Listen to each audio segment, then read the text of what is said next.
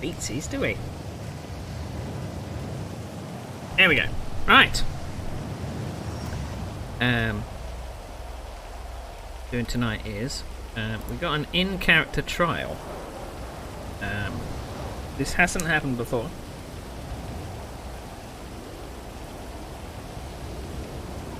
So there's a murder or a manslaughter trial going on.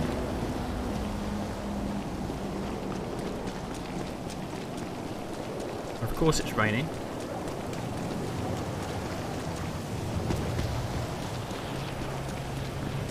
Why wouldn't it be?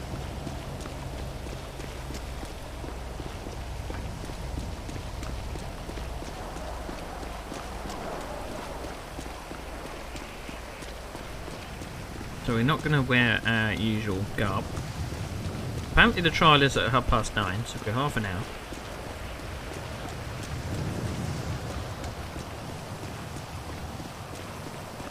So it all kicked off.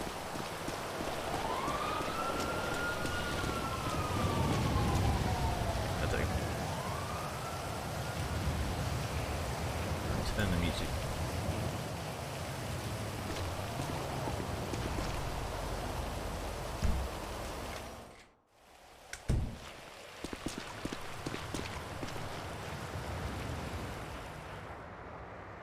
So crypto is quite low. Only we got in the bank 4,000. Can afford to maybe buy 3,000.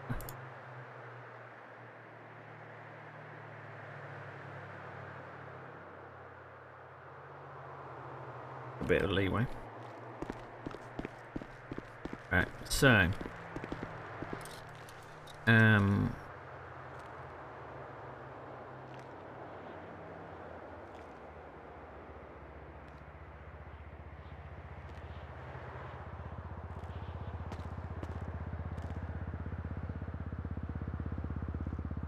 hat off. What I'm gonna do is I might be able to possibly change the colour. We go down to the shop. We're gonna go get our car first.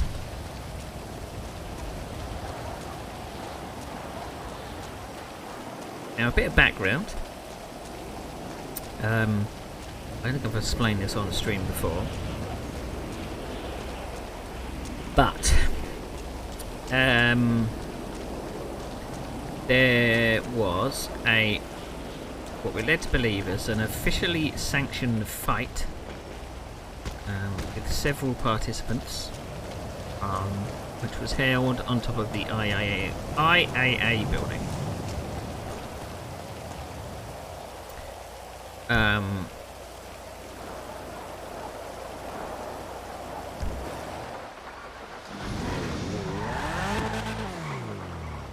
Right, I want to first of all.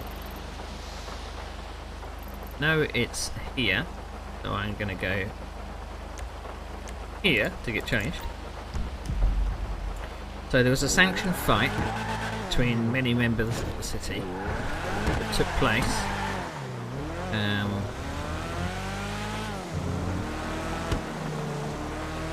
And there were some wins, there were some losses. No particular bad things happened. The mayor was in attendance. Even the EMS were on hand to heal people if need be.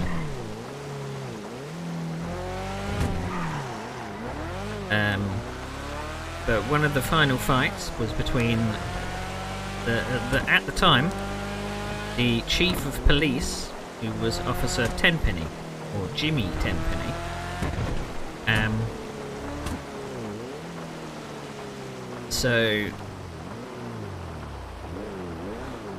And he was against another member of the city called Arthur Trout.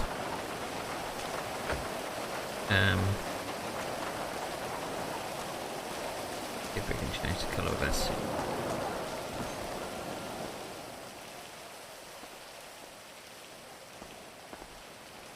You want it to be as garish as possible. My character probably doesn't have any sense of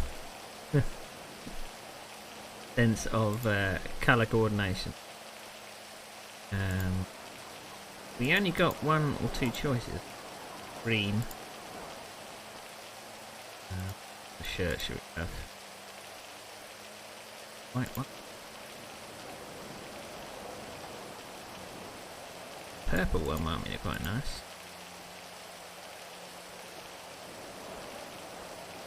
Purple one.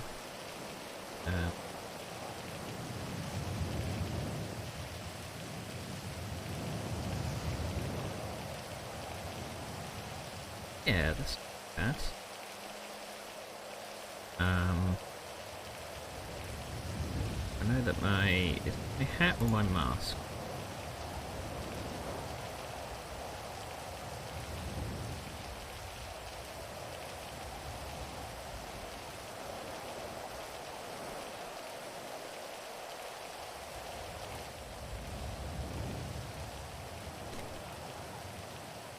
It's a mask that I want. Oh, it came in different colours. Fine with bloody boys.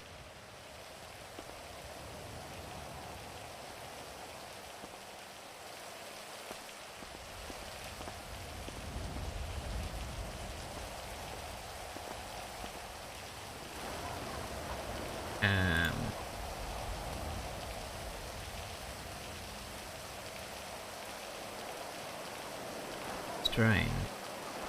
Came in different.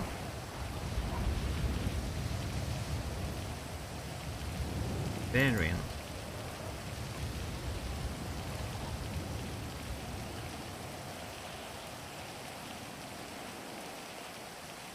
Number 27.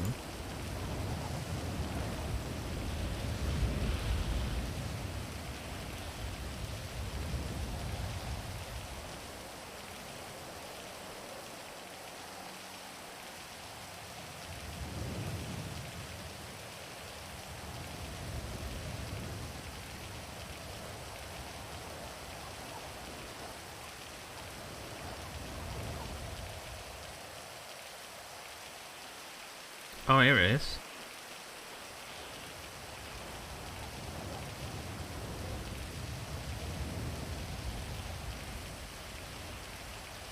I'm not sure what that one is. That's 109.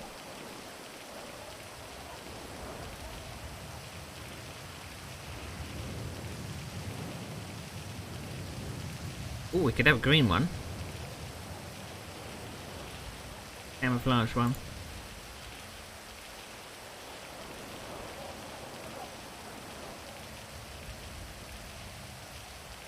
Reckon. Black one.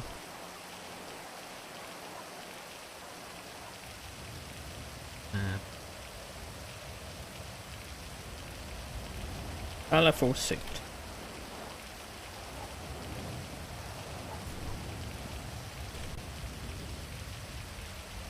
Garish and horrible. For some reason that. The shirt that's arms best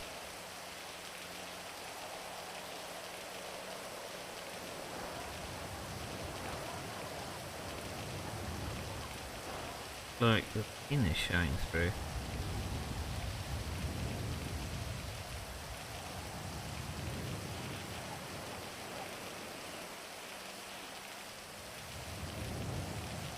Those arms are okay.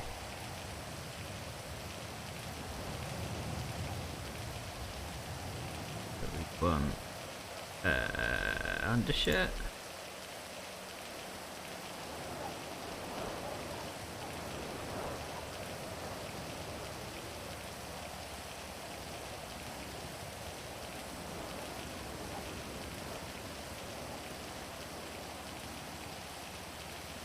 Like a fish.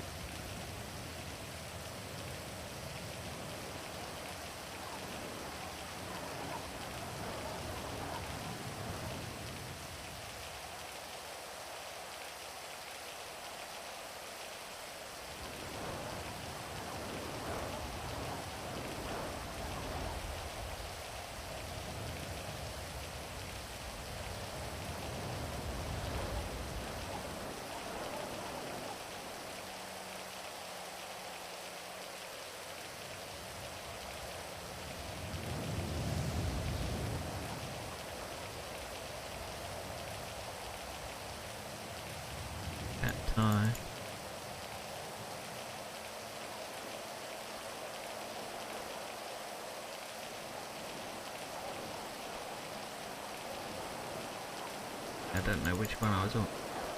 That one. That one didn't have any colours. That one.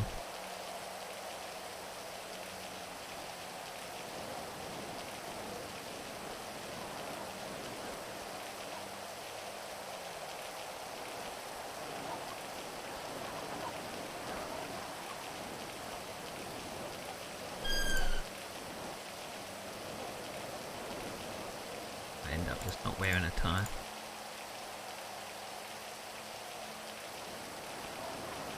I have a shirt where my skin doesn't show through it.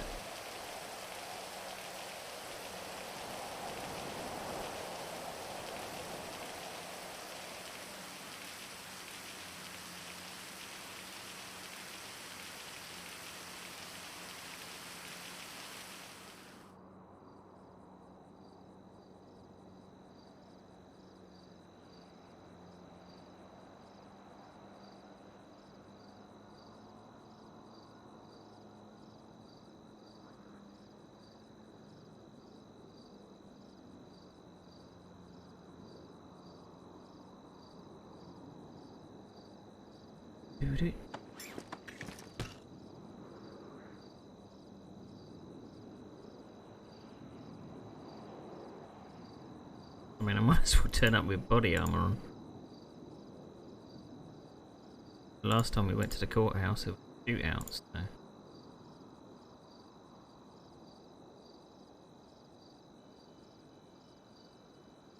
Oh, brilliant.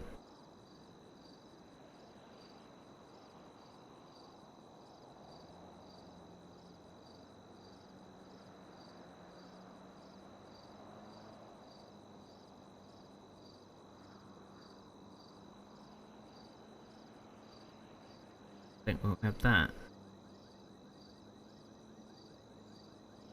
Make it really garish. Right.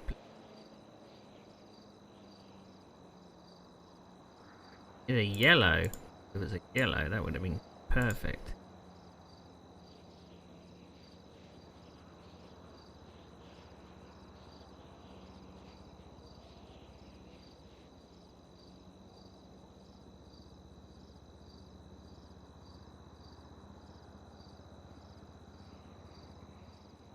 Right, there we go.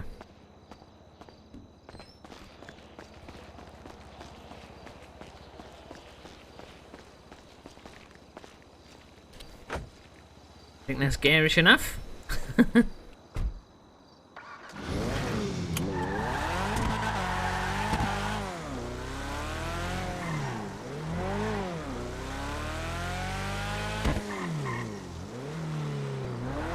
Right. Now Herman remembers where the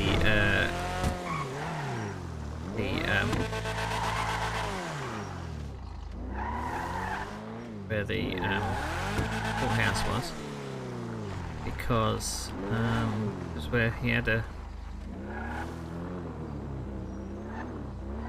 shooting last time. It was, let's get in this little gap here. Perfect.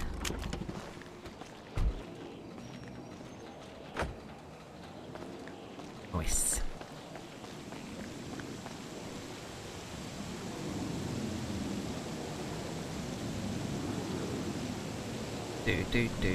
Do.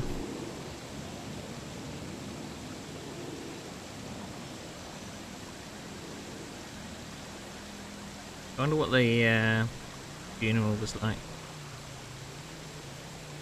I mean, if that's the only tweets from the funeral, that's bad. There's only 2 tweets.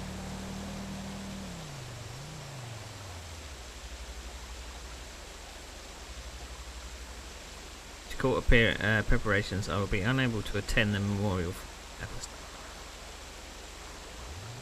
Official tips on coping with rain. If you're sensitive to rain, adjust your hearing to lower your sound effects. Oh, you fucking weather.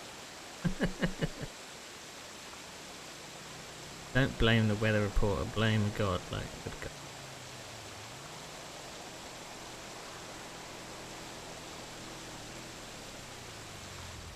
I think it's quite nice. sounds of the water.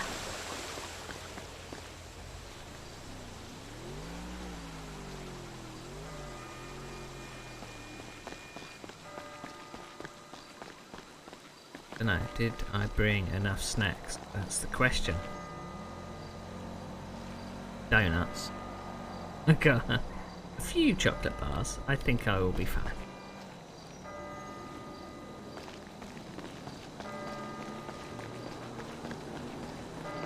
Hello there. You got anything illegal on you? Anything that could be considered a weapon? Please put it back in your car. You will be subject to a search before you go through. Okay, let me check.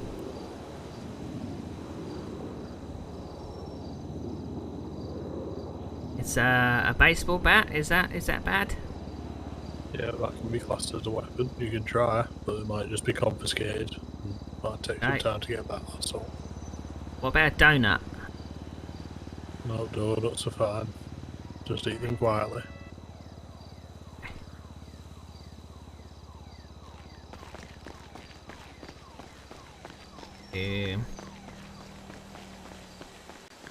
That is Gary Pillock. I can't. I really can't say his name with a straight face. Right, let's put our baseball back in that box.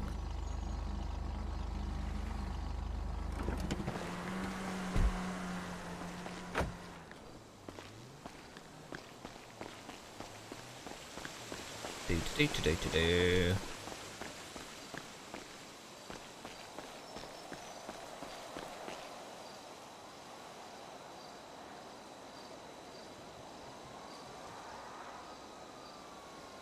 Okay, make sure that we're using our whisper.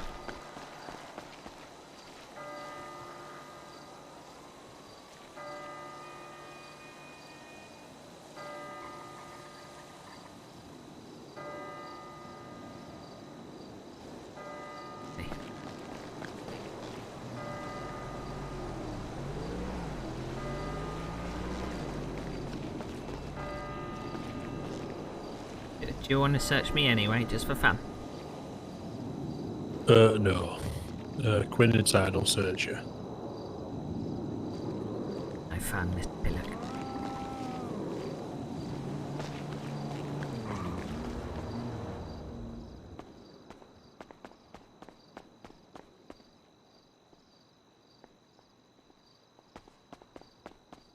Alright.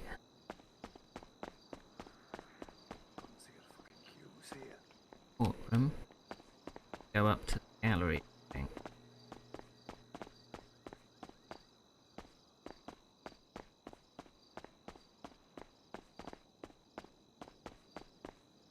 Viewing gallery locked. I thought that was where we had to go.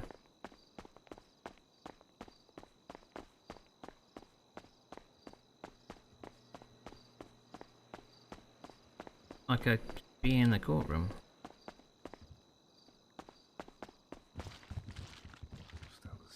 Oh, welcome. You just got here. Oh, wait. I'm just gonna have to search you before you take a seat. Kennedy's looking like a proper cop. Don't take my donuts. Oh, I'm not gonna take your donuts. That's like a crime to take somebody's donuts. Go on, just Stay take your one. feet. It's okay. I have my own donuts. I love them too. But thank you. All right, just take a seat and remember to whisper if you want to talk. Okay. Okay.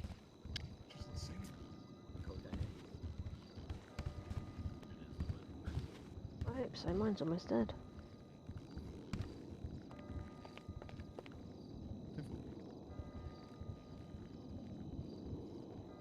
I've just No. dropped something on the floor, so if I No. punch you, I do apologise. No, that's bad. I don't want that.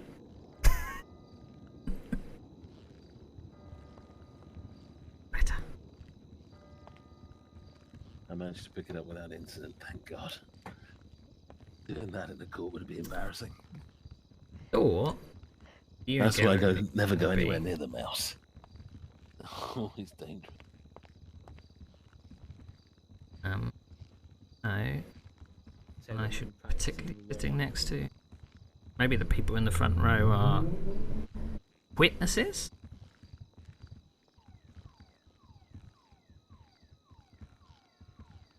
Oh, welcome to the profession.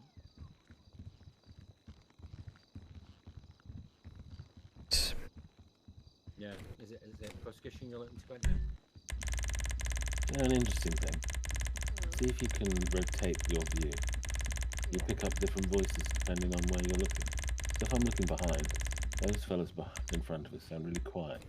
But if I turn round and I'm looking straight at us, Oh yeah, it's and very they're quite interesting. noisy. There's a lot going on. And I was just Okay. thinking, is there like Interesting. sides of the court? Like where you sit. You know how like in a wedding, there's like a groom and a bride side. Oh. Does that happen in a court? Are you able to do that? Attendance is Just good. because I noticed Deepmore's over that side. Hello? Oh, there they come. I'm not sure actually. okay? Fine Brenda Valentine and Jimmy Tenpenny. There's My Tenpenny name- there, arrest him. My name's Tenpenny. I'm here for the trial. Oh, okay. Are we free to go? Be very quiet. Be very quiet.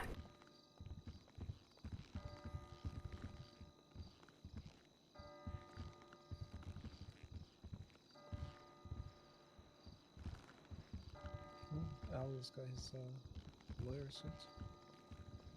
Not ominous at all, is it? Ella was a lawyer. Yes, so long ago. Yes.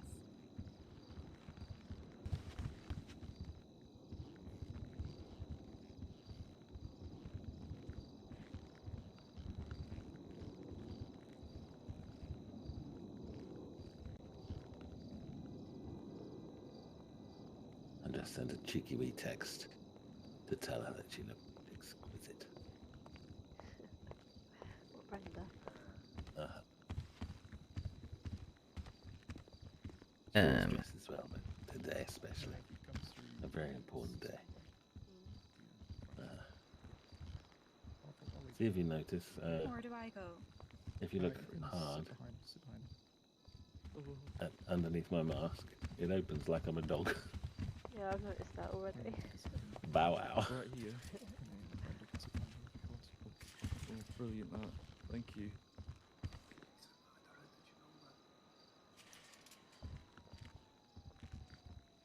You'd have thought someone would wear tweed if they were.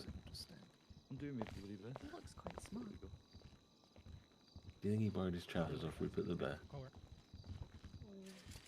What's your bet, Sam? Do you reckon you're guilty or not guilty? I don't know. So is Davey on his way? I've no Oh. idea. He's turned his phone off. The way he's sitting is a bit informal. Is he shouting?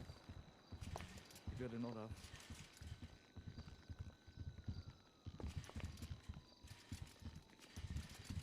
Signatures, they're tricky, these. Oh, there we go. That'll do. Fuck it. Yeah, just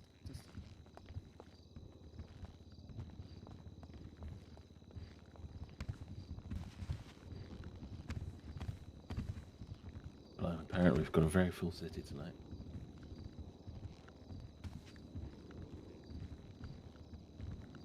You gone to sleep? Oh, sorry, that's something in my head. So much for being here. Deepmore means a lot.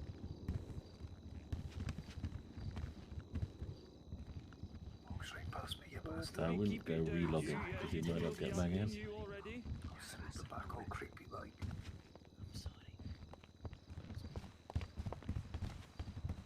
I want to talk to you. Sorry. You know, I never thought about that. Do we sit on the side of the one that was supporting? Ah, come on.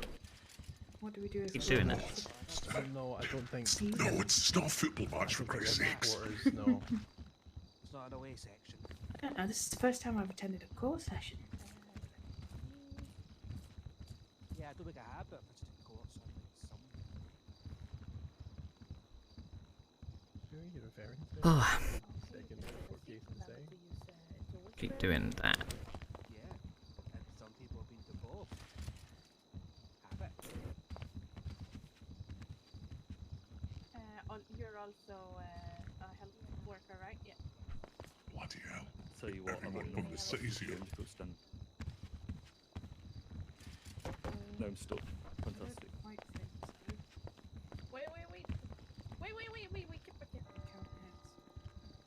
Okay.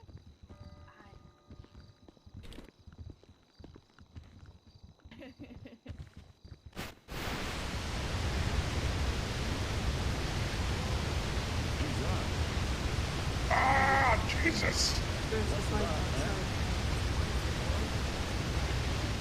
There's the crime.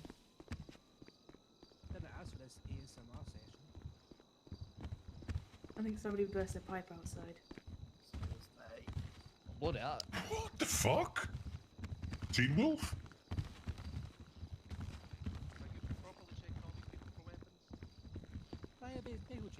Well, I get searched outside. By who?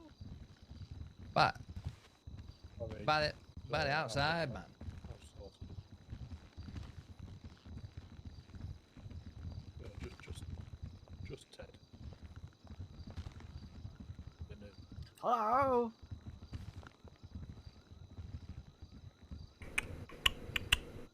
Okay. Please remove your mask.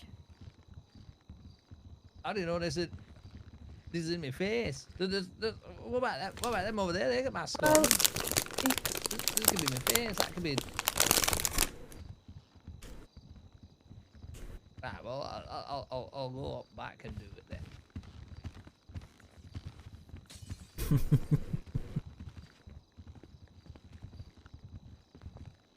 I believe Oh you my did, God. But you can go again. That's what he looks like.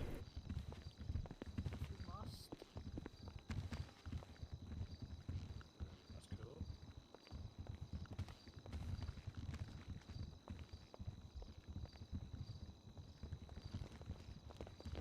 Mm.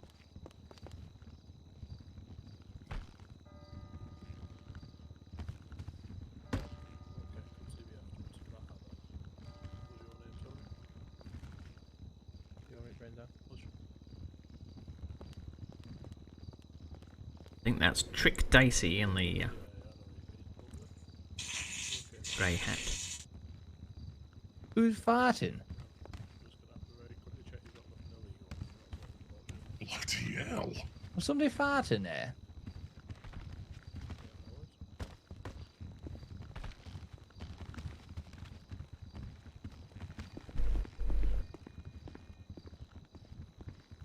Isn't that supposed to be the jury on the left? Claims against fashion. Outside the door. Colleague just if you, Or are they using that for witness? for the purposes of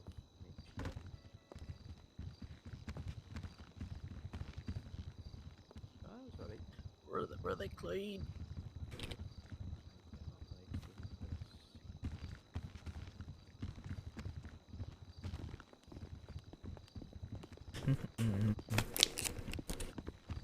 I think that's the mayor.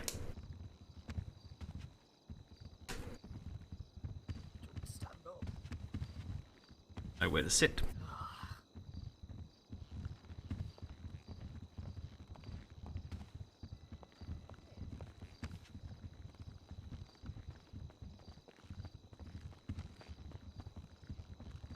Hey. Sorry, I'm late.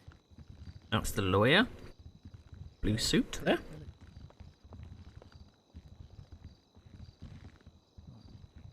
Do I just walk out?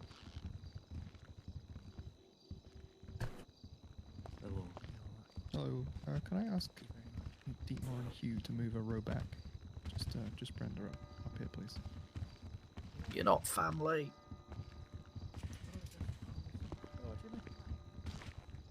I'm okay, thank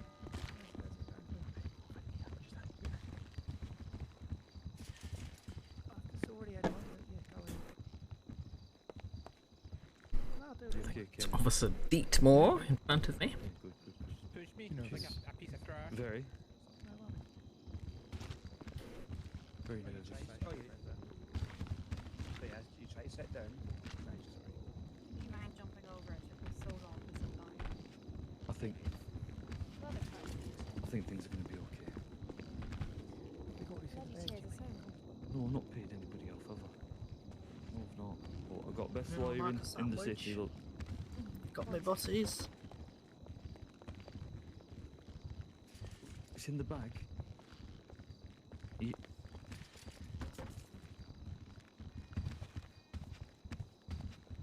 Hey, by the way, what did this guy do? Turned a man to mush. Turned a man into mush? Gosh. Bloody hell, well, probably guilty then, eh? Oh, I think it was an accidental mushing, but that's just my opinion. We've all accidentally mushed someone once or twice in our lives, I bet. Probably not best not to say that in a court of law. I mean, I've never done it. You know what? Why am I sitting in the back? Well, I mean, I have mushed someone, but it was on purpose. Oh, I'm so sorry. I didn't mean to push. Who is that? It's the mayor of our city, just climbing over the furniture. Jesus Christ.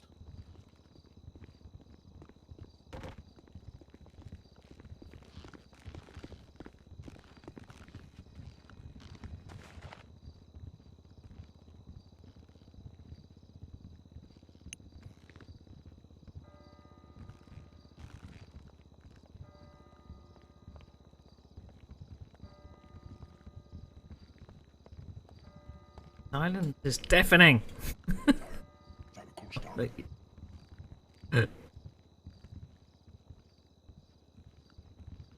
Right, so Davy Trout is in the blue suit. Jimmy Tenpenny is in the brown suit on the.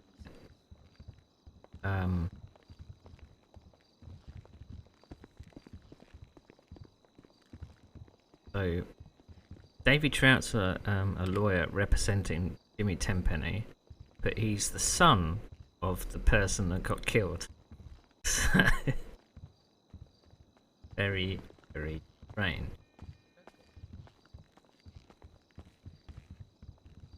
Don't know who fence of Arthur Trout is there though.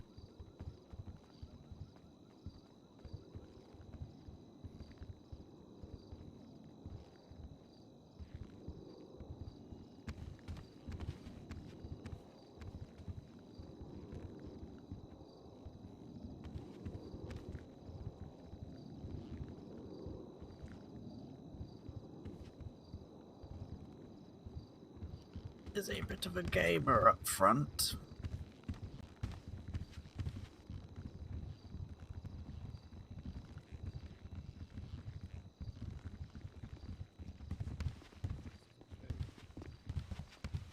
Yeah.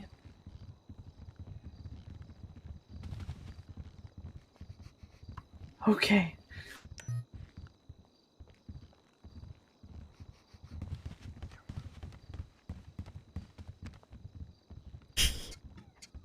Gave her a donut. All rise for the honorable Judge Star. And other blue songs.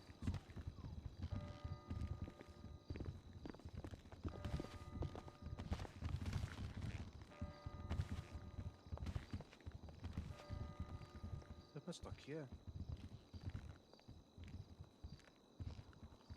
Tina. Ooh. There you are.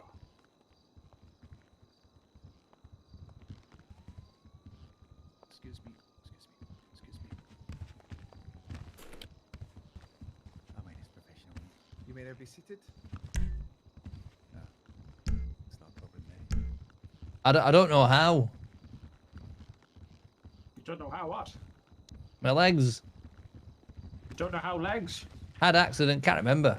Think about set two. I'm going to bring a start Think about to the trial sit of Quiet chair. City versus Ah. James Tenpenny. Whisper voice. Is food allowed in the court? I'm starving.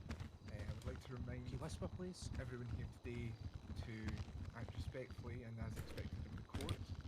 Otherwise, I have been assured that the Quiet City PD have made all efforts to make sure that they can detain any individual unwilling to do so.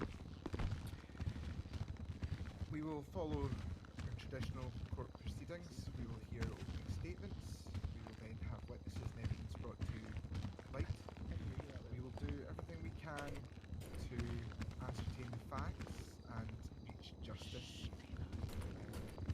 I'd like to remind anyone who is speaking to the court to ensure their voices are raised and that we conduct ourselves with the highest respect as expected. Courtroom.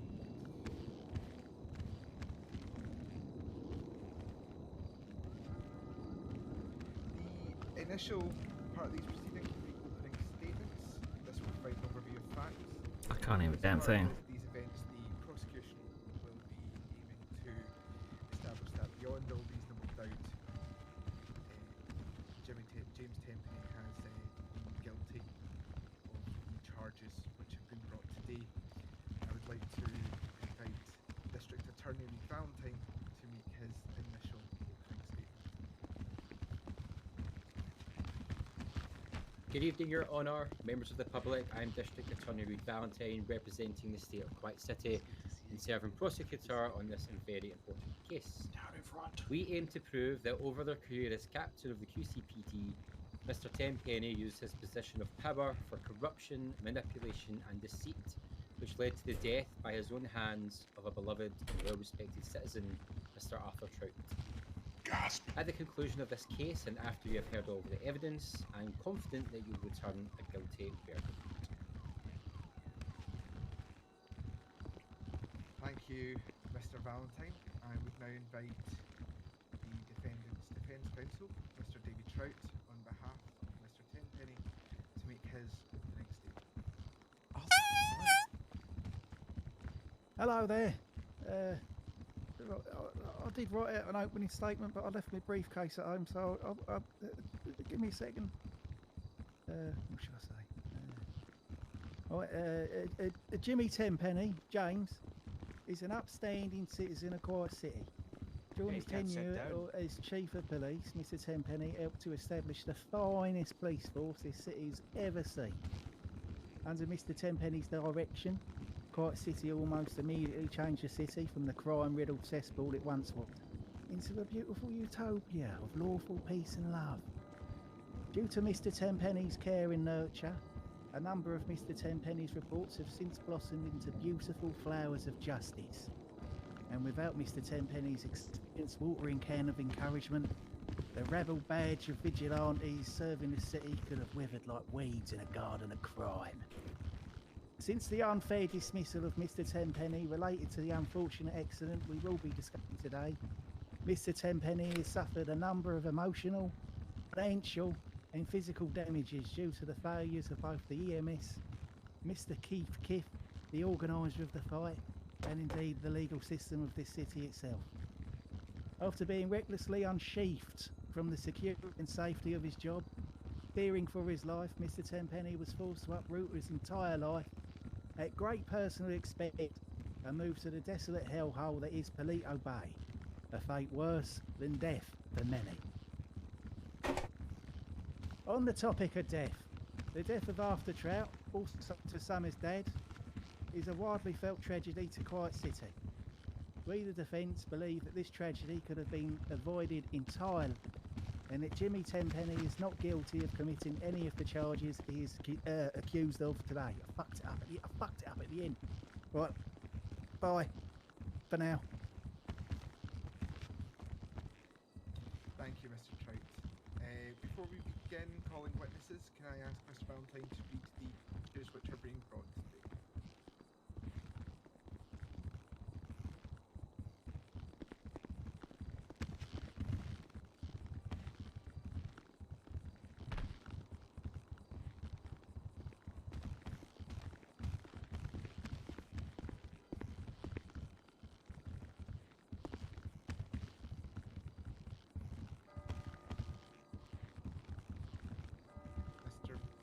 Oh, apologies. The charges brought to form today are manslaughter, corruption of public duty, and escape. Thank you, Mr. Valentine. You are now able to call your first witness. Me? Okay.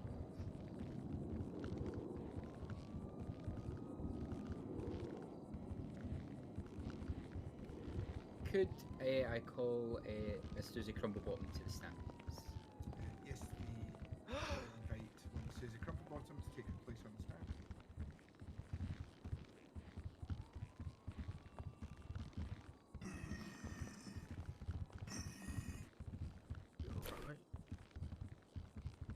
Do you want a lozenge? Hello? Miss Crumplebottom, do you swear to tell the truth, the whole truth, and nothing but the truth, so help you quiet city? Mr. Valentine, you may begin. Miss Crumplebottom, can you briefly recount the events that led to the death of Mr. Arthur Trout? Right, where do you want me to start from exactly? When I got there, or? Yes, from the moment you got there, please. Right, well, my memory's a little bit hazy. It's been a while, but so we got there with Richard Beatmore, and we were both going to fight on the rooftop. We had different opponents. So we got there and we were just having a nice time. And then Tenpenny came down in the helicopter. It was just a really, really great entrance. Looked great in the little red robe and the shoes. And then he said something about being a natural man. Now I'm not sure what that meant, but he looked natural to me, I guess. And then I had my fight with Ali. Is it Ali Didas? But she cheated actually.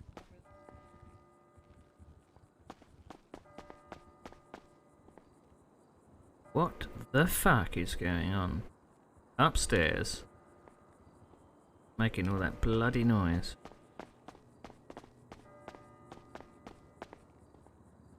Maybe that's why the viewing gallery's closed. Something going to be happening later, I suppose.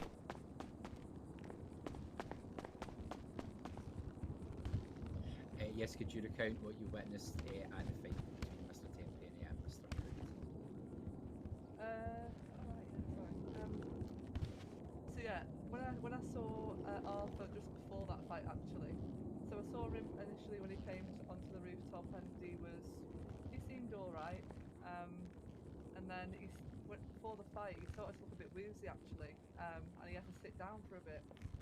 I'm not sure what was wrong with him, but he just had to sit on the floor because he wasn't feeling too great. So didn't think much of it because he was old as fuck, you know. Surprised they let him fight, if I'm honest, but anyway. Then they obviously spoke to them both, and then they started the fight.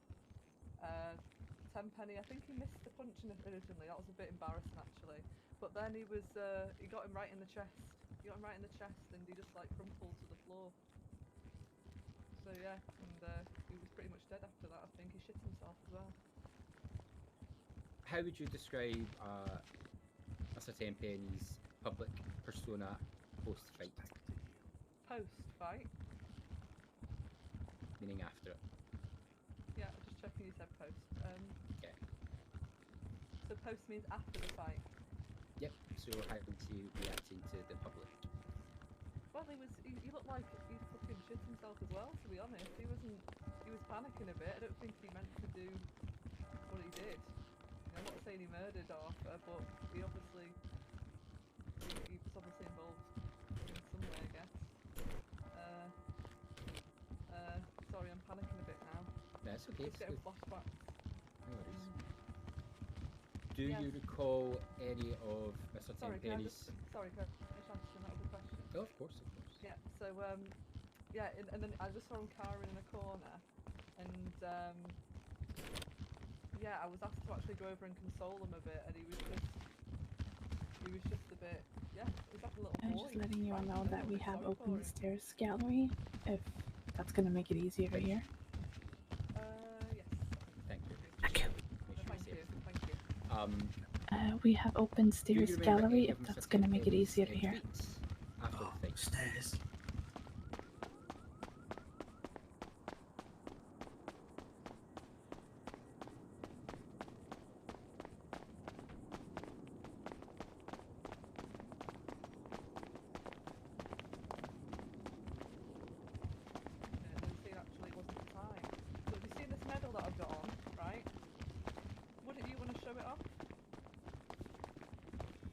Can you recall what Mr. Tenpenny's tweets were about? Oh, sorry. No, not really. I think he was just, yeah, he was just celebrating his win, I guess. So he was celebratory in his tweets. There was some remorse there. In your interview with the QCPD, do you remember mentioning what the tweet said? you're gonna have to remind me. So you remember when mentioning God's champ? Yeah, that was a good tweet. I like that one. Okay. When you took part in the fight, you were employed by QCPD, yes? Yeah, I was the force manager. And how did Mr. Tenpenny inform you of the taking place? The fight taking place. Yes, the Fight Club tournament. I don't think he did. I think Keith approached me about it. I think originally he was trying to arrange for me to fight. Oh. Sorry to interrupt. Can I please ask members of the public to refrain from taking photographs on the mobile devices during a court case? You've been allowed into the viewing gallery for the opportunity to hear the case. You're not to interrupt or take photographs. Apologies, please continue. It's probably because of the medal. They probably just want to get a picture of it. Susie. I don't know where I was now. What was I saying? We were talking about how you took part in a fight and if Mr. Tenpenny had mentioned it at the QCPD.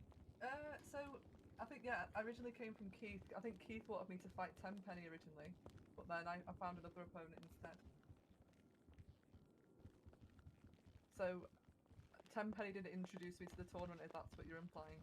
No. I'm just wondering if it was mentioned inside the QCPD. Yeah, I mean, I imagine it would have been mentioned at some point in passing. But not to you directly. Probably not, no.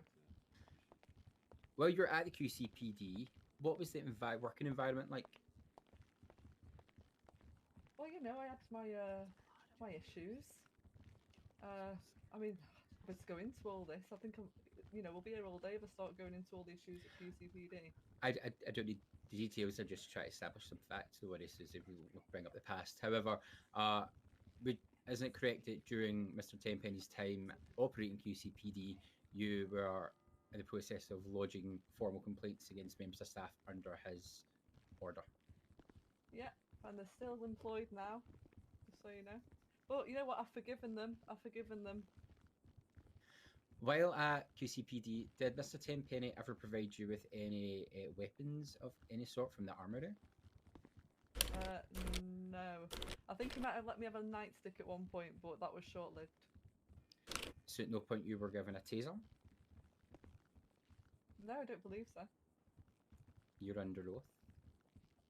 I know, I'm not lying. Okay. He is. He's fucking lying. From what I recall, I don't remember Tenpenny giving me a taser. When Mr. Tenpenny was asked to step down from office, you were assigned to be his personal care, yes? His bodyguard, yes. I think that was you that actually put that in place. Put you in place. Yeah. Can you describe the events which took place while you were watching over Mr. Tenpenny? So I believe... Well, thanks for that, by the way, because I had to third wheel a couple of dates with Brenda and Tenpenny, and that was the most awkward thing ever. So cheers for that, Reed. Sorry, Judge. Can I please remind it is an asked and answered situation? If you can answer the questions that are asked and not use it as a chance for personal jibes. Sorry. Yeah, Brenda and Tenpenny went on a couple of dates.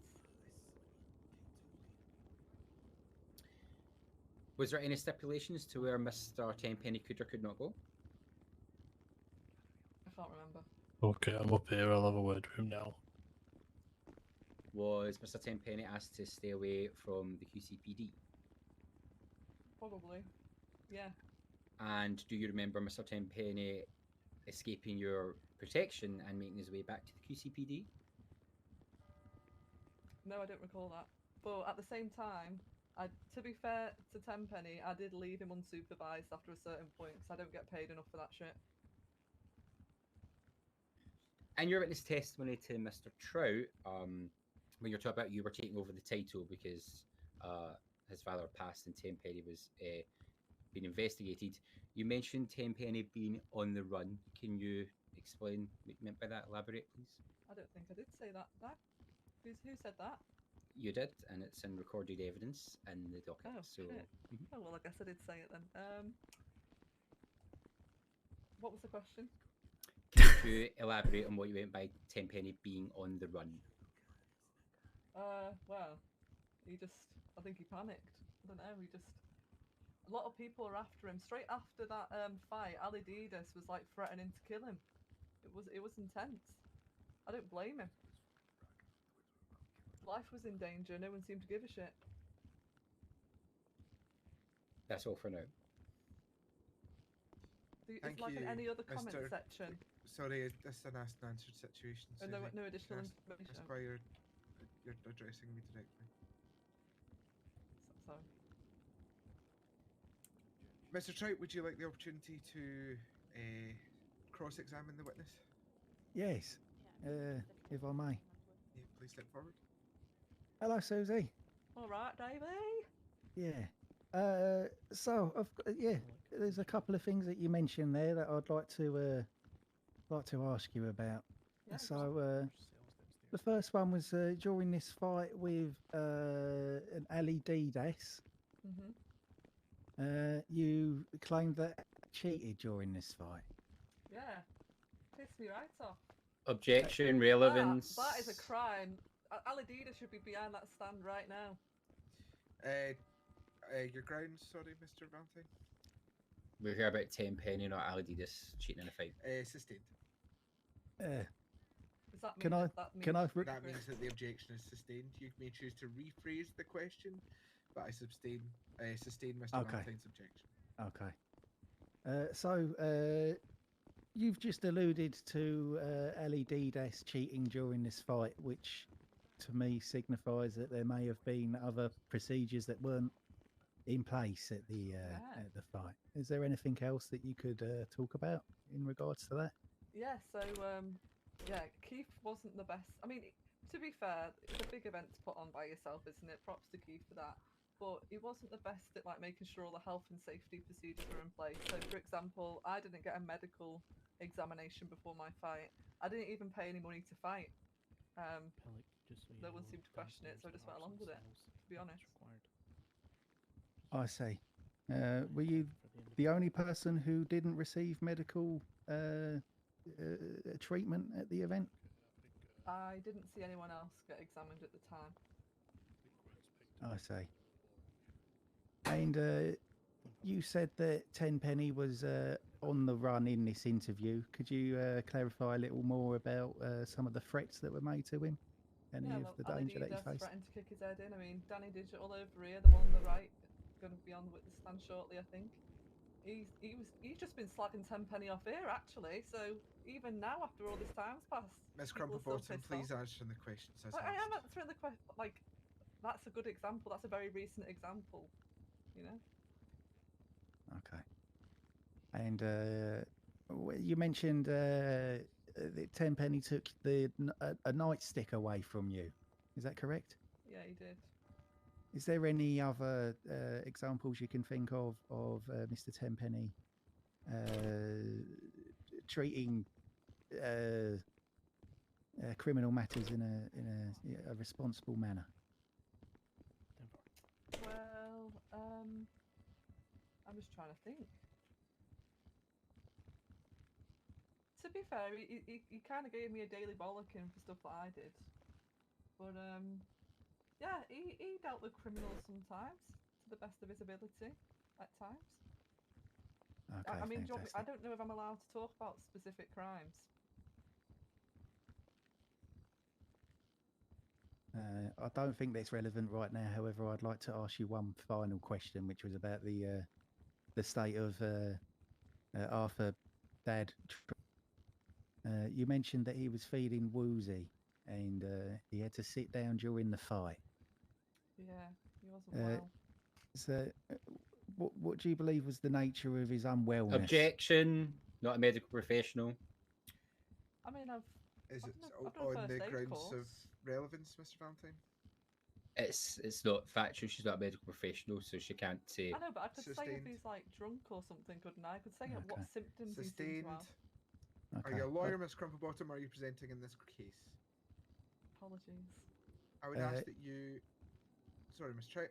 I would ask that you engage yourself in a respectful manner, Miss Crumplebottom. Otherwise, I will hold you in contempt of court, and I don't think I need to remind you I have a meeting with you tomorrow. Okay, sorry, but do you know if I need to say something? Do I put my hand up? No, you don't. Okay. Right, may I rephrase the question? If you choose to. Did you see Mr. Trout under the Mr. Arthur Trout, not me, for fuck's sake?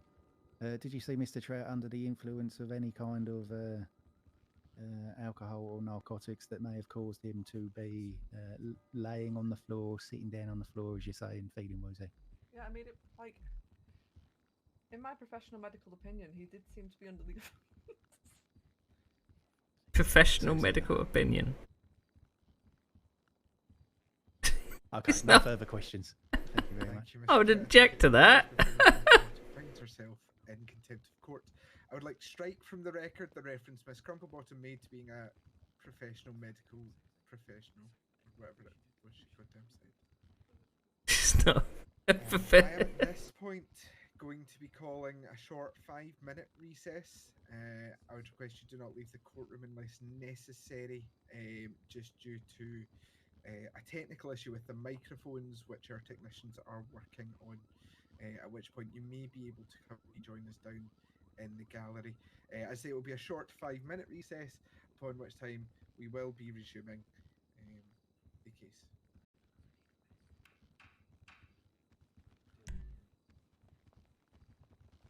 It's the gavel.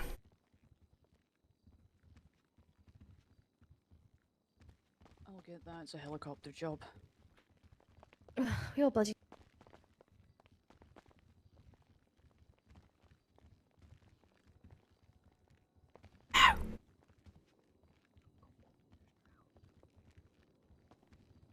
Howdy, how you doing? This is very strange. Oh, thanks. It was it's alright. Yes, indeed it is.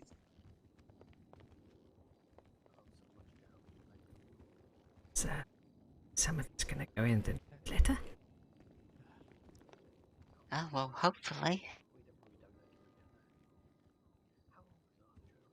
How you doing?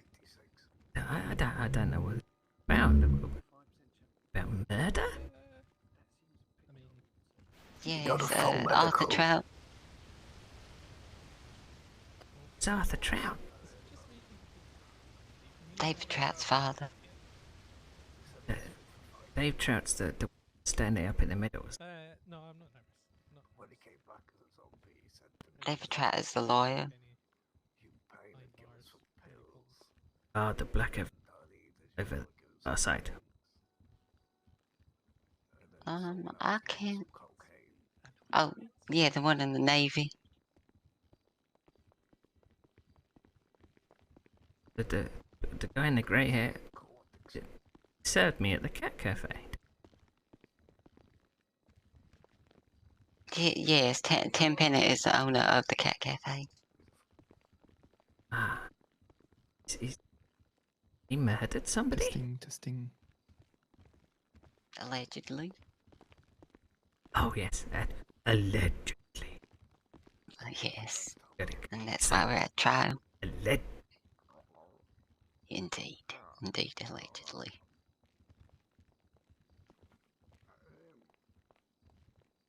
People before. There's a lot of people, like the whole city's here.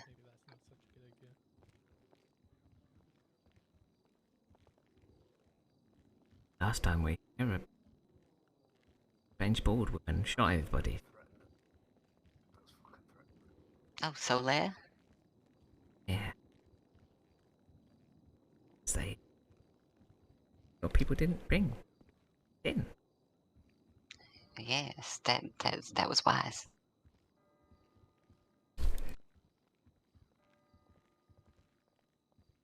Is that you?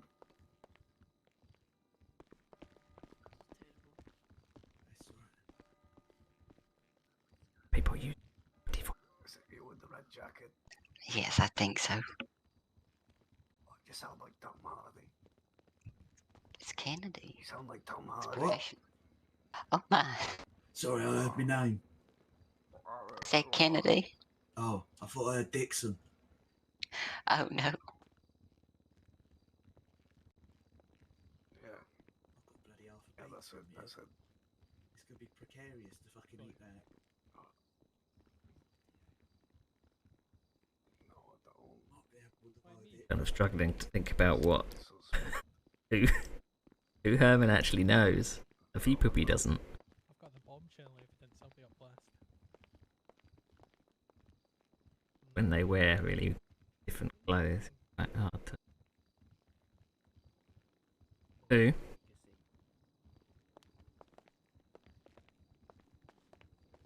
Because this is GTA, I don't want to accidentally jump from the top of here. Sometimes it likes to jump over railings and stuff if you push it too far. So. Maybe that's why they called you first then. You know, got called by the prosecution, so seems a bit odd. Well, pissed off. I've got to go out and stretch my leg. Gonna be reconvening. Everybody back where they want to be. Oh fuck, is it starting again? I wanted to have a smoke. No, not allowed. Still in here. No one will know. I'm gonna lie behind this pillar. Has anyone got a lighter? I did. I'll grab some matches, I'll be right. Thank you for your patience during that short recess. We will now resume the proceedings. Mr. Valentine, do you have a next witness? Yes, we'd like to call Owslensky to the stand, please. Mr. Slensky, please attend the stand. I wasn't trustworthy. I was scumbag. Policeman. That's what they say on the streets. Right, sounds about right.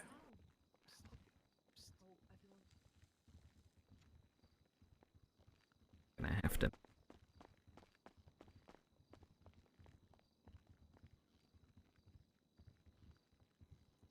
Okay. Oh, there, we have signs of life, I believe. Signs of life.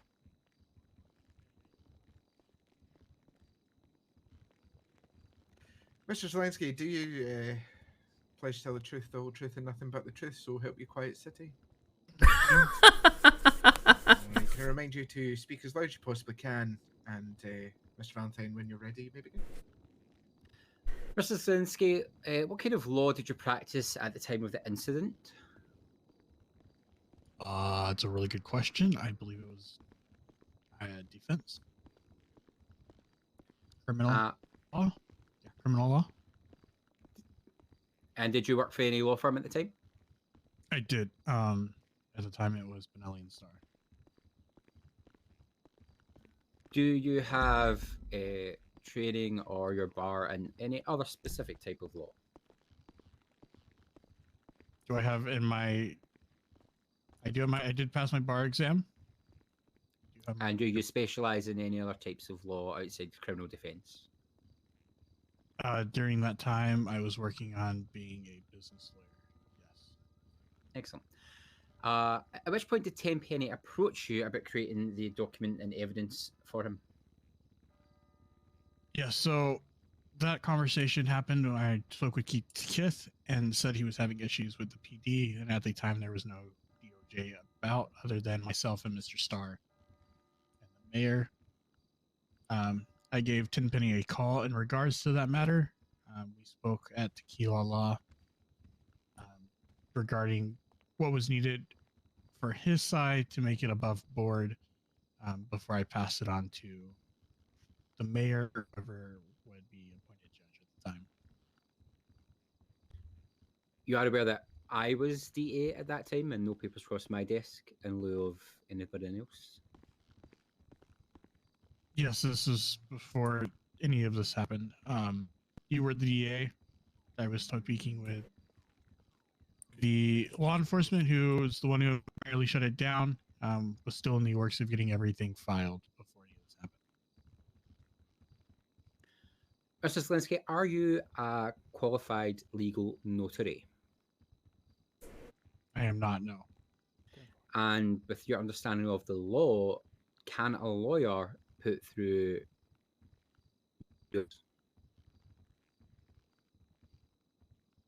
Put through what? Sorry? Pardon? All I heard was, can a lawyer put through? Yes, so understanding as a lawyer, can a lawyer put through themselves? No, which is why nothing was ever pushed through. So you realise that without the paperwork being notarised by the City Hall, the Business Bureau, the Bureau of Sports and Culture, and due to the nature of the event, the Department of Justice, it did have no legal standing in Quiet City. As a lawyer, you would know that. Absolutely knew that, yes. And did you advise Mr. Keith Kith or Mr. Tenpenny of this? I did. I said I would need to speak with the right channels before any of this became a officially signed document. And that never happened before the fight took place, which Mr. Correct. Keith Kith organised and, according to Mr. Tenpenny, he personally sanctioned. Correct. As a lawyer at the time, did you collect your waivers from any participants on fight night? I did not know. Did you have any other dealings with Tenpenny in a legal aspect or a civilian aspect?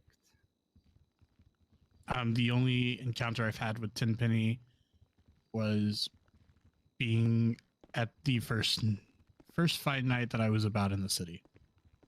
So you never gave Mr. Tenpenny any legal advice at all? Not that I can recall, no.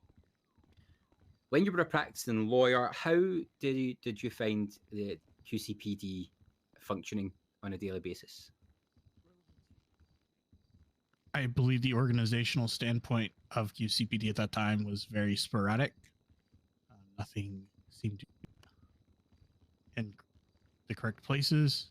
Nobody seemed to understand the penal code quite yet whenever I was going through it. So would you, as a lawmaker, believe that the law of the city was in order? No, I would not. That's all for now, thank you. Oh, I'm so sorry, I'm so sorry. Could someone please remove the violent individual from the courtroom? I'm sorry, I didn't mean it, So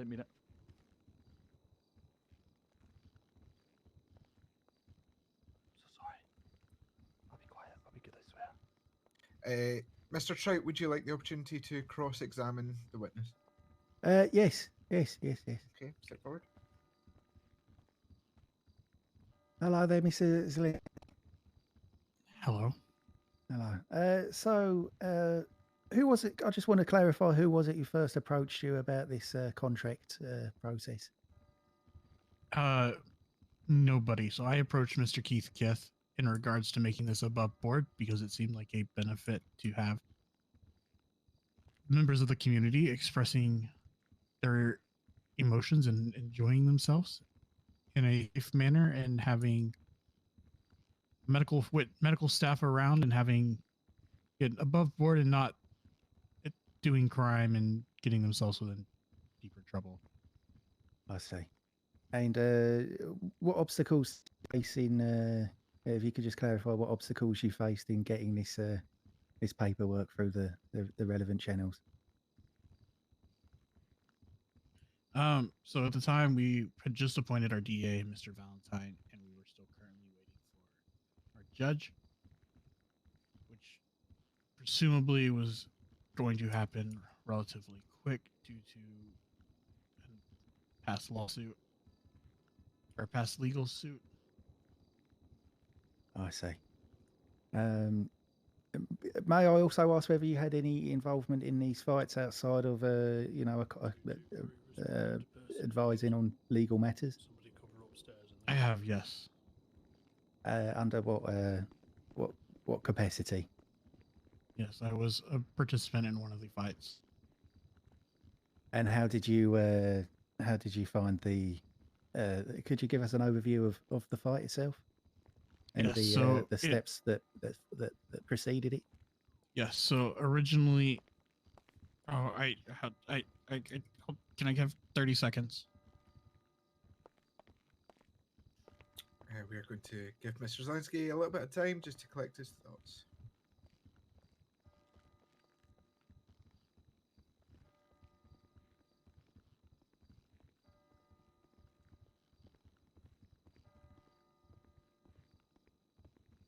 All right. Yes. So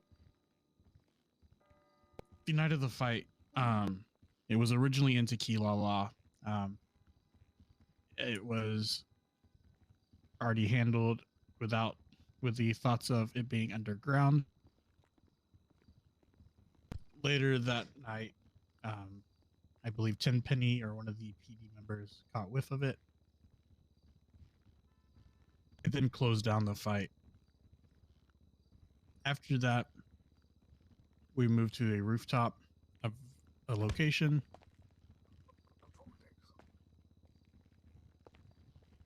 Within that location, we told, hold on, this might be PD sanctioned if we can arrange one fight. That fight was with Mr. Tenpenny and John Alec McNeil. John Alec had been hit prior to this fight with and was requesting medical assistance. The medical EMS on staff, I believe, was Mr. Blue Shorts.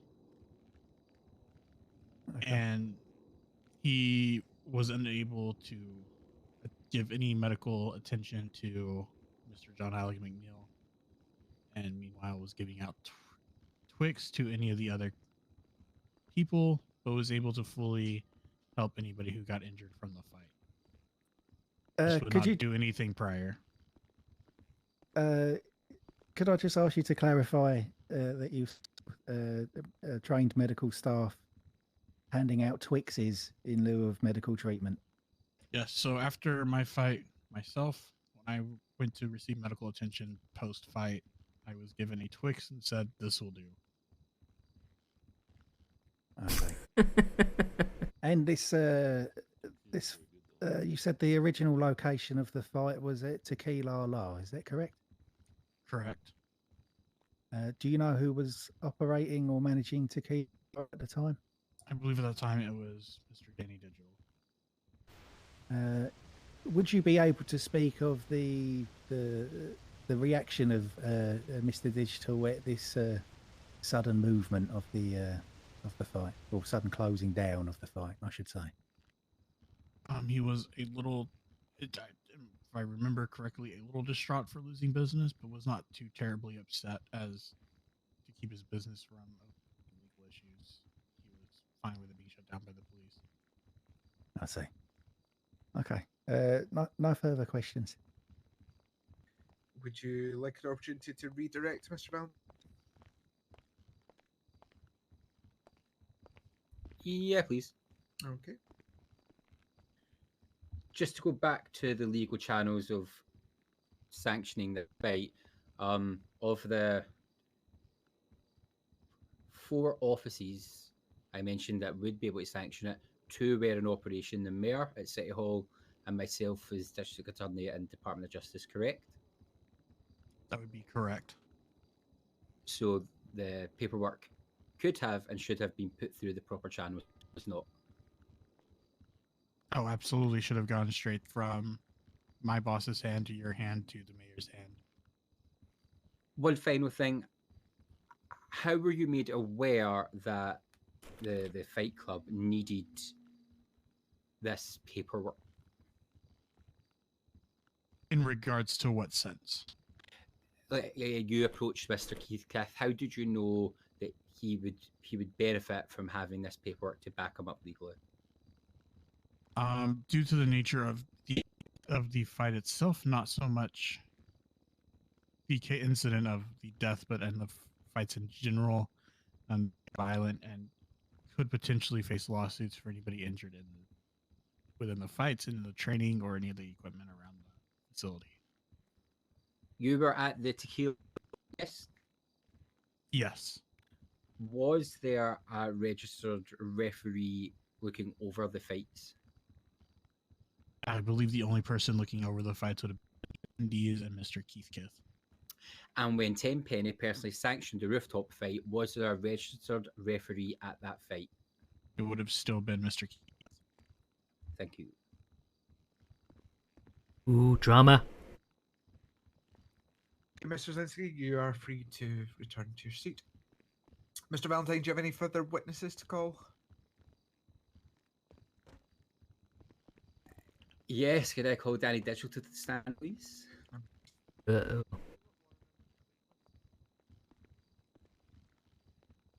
I haven't seen Danny for Mr. ages. Digital, do you promise to tell the truth, the whole truth, and nothing but the truth, so help you quiet city? I do. All right. Mr. Valentine, you may begin.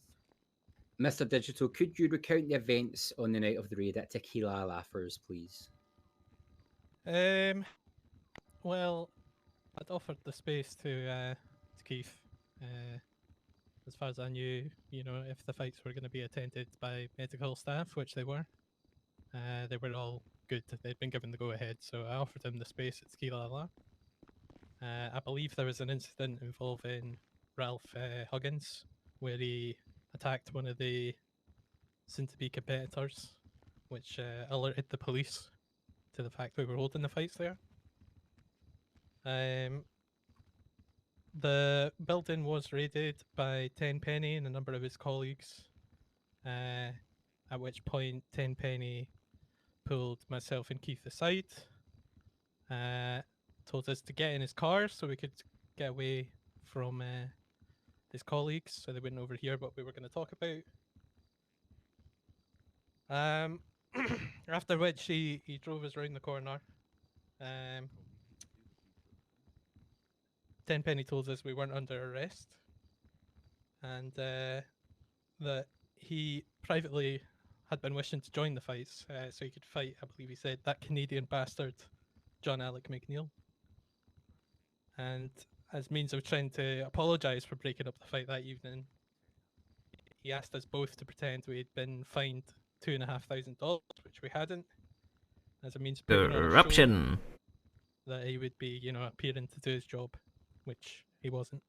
And said if he was present at the fights going forward, that would be them officially sanctioned. Interesting. So, was there any other requests made by Mr. Tenpenny to Mr. Tenpenny by Keith that evening? So yeah, I believe Keith had asked Tenpenny if he was able to get Ralph and give him 5 minutes alone. I think with the implication being that Keith was gonna silence Ralph, I think was how he put it. And what did Mr. Tenpenny say to that? He said he'd be willing to, so long as it wasn't made apparent that he was involved in any way. Did Tenpenny ever show up to any other Fight Club fights nights? So other than the one on the roof, which we moved to after the one at Tequila Lad got shut down, he turned up in disguise to fight John Alec McNeil, and then obviously the fight on top of the skyscraper where he killed Arthur Trout. Is this the same John Alec McNeil which he personally spoke against earlier? Yeah, the Canadian bastard, yeah. Did he elaborate on why he felt that way towards Mr. McNeil? Something about him being a piss bag, I think he said.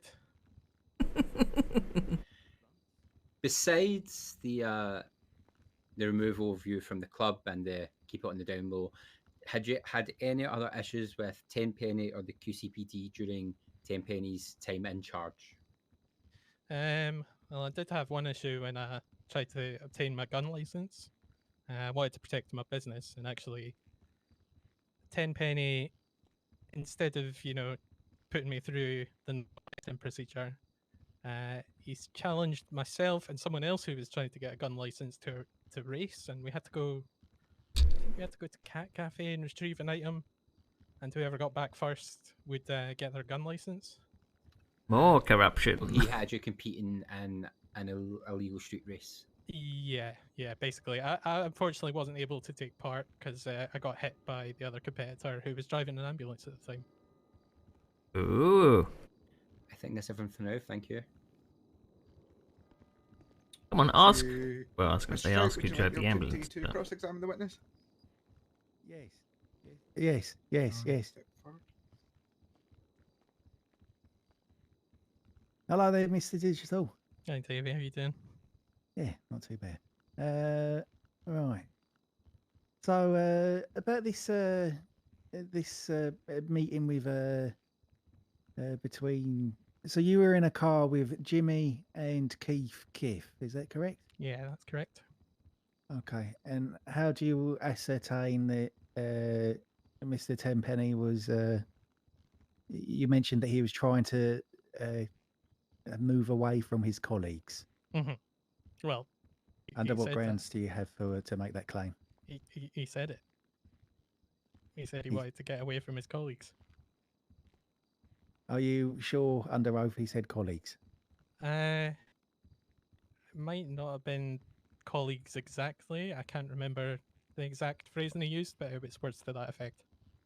Would it be reasonable that Mr. Tenpenny was simply wanting to get away from the scene due to the amount of violent men who were at Tequila La at the time? I mean, we were outside, and I think basically everyone else was inside except for, I believe, Hugh Payne and another officer. So it would have been fine, to be honest. The situation is pretty well contained by the police. I see. So there was no need to even attempt to mask anything from the police, as the police weren't even in the area. Well, like I say, there was another officer that was outside. I think there might have been a second one, but I'm not entirely sure. It was definitely an EMS, though, as well. I see. Do you need a difference between an EMS member and a member of the law? Yeah, members of the law wear badges. Badges?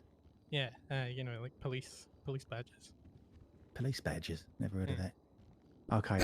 Then. Now, I'd like to question about your, if I may, your feelings around the fight being closed down. Well, you know, I mean, like I say, it was. I thought it was all, you know, fairly above board. It was only when having the conversation with Tenpenny in the secluded area that I realised it wasn't. So, I mean, to be honest, I was kind of relieved, and that I didn't receive any harsher punishment. And what led you to believe that the fight was above board, as you put it? Like I say, the fact we had EMS there, I'm pretty sure Keith had mentioned to me that there being an EMS on site was something he had agreed with the police previously.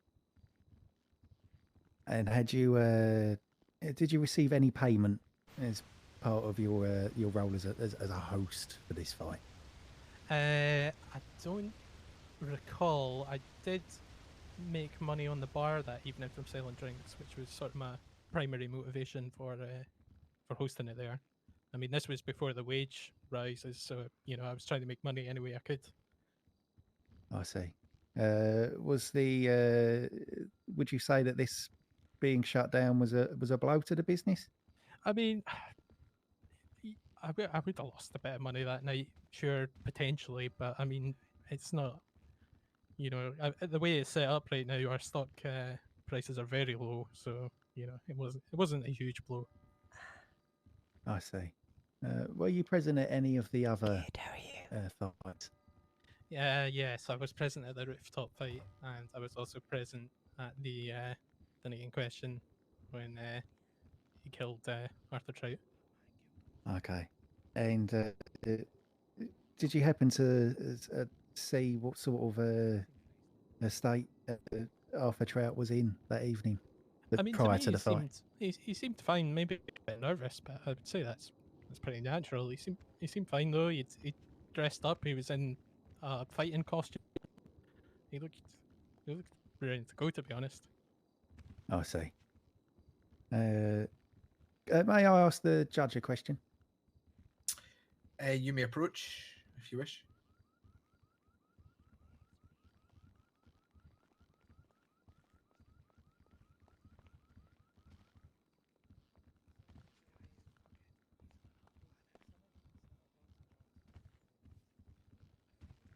I wonder what he's asking. I'm allowed to know.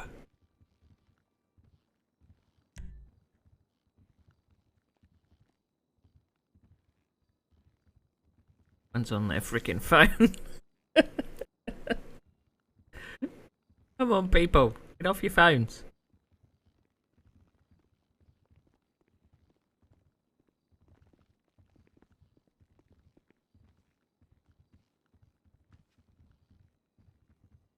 Okay. What was your relationship like with Mr. Arthur Trout? I would say pretty good. I mean, he was a lovely fella. I mean, never had a bad word to say about anyone except for Mr. Woof, really. And who was Mr. Wolf? He was the proprietor of Premium Deluxe. I see. We liked calling him a pillock, which, in all fairness, Mr. Wolf was definitely a pillock. What have I got to do with that?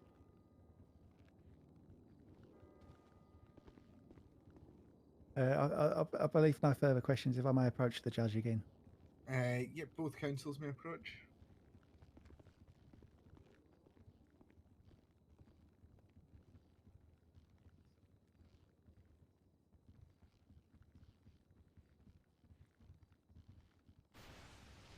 Old courtroom drama.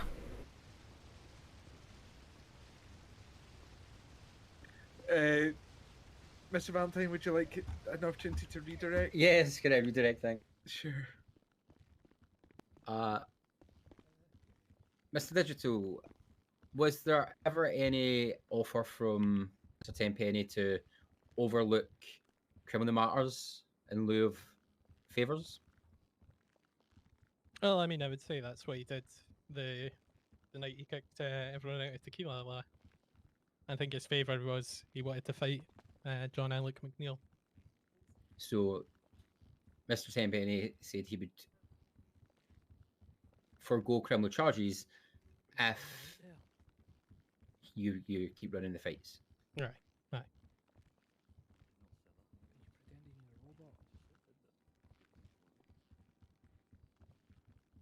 Objection. On what grounds? The witness has said implied rather than any concrete statement or fact, or The objection would be to the question, not to the response. Ah, bollocks. Were you involved in the organisation of the rooftop fight? Very, very tangentially, and I was there to provide drinks and food to any patrons. Were you aware of Mr. Tenpenny's involvement in the rooftop fight? Well, yeah, I mean, I knew he was going to be fighting John after the night of Tequila La, and then I knew he was going to be fighting Arthur. Were you aware of his involvement in sanctioning the fight? Yeah, like I say, I mean, he suggested that, it would be sanctioned enough so long as he were present.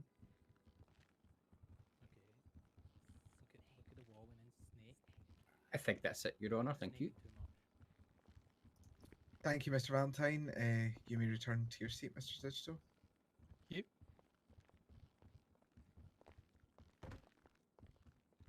Mr. Valentine, do you have any further witnesses you would like to call? I do not, Your Honour. Alrighty, then we will move over to Mr. Trout. Do you have any witnesses you would like to call? Yes. 1 second. Allow me to refer to my notes.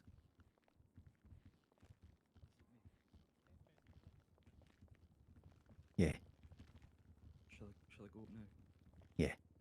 Okay. I'd like to call Mr. Jimmy Tenpenny. All right. Mr. Tenpenny, do you swear to tell the truth, the whole truth, and nothing but the truth? I will start that again. Mr. Tenpenny, would It's you okay. Jeez. I like a good muffin, huh? Brenda? Jesus. Mr. Tenpenny, would you like? No. I would. Albatross. Deep breath. Should we start this over? Let's back to your table and walk back over, please. Of course.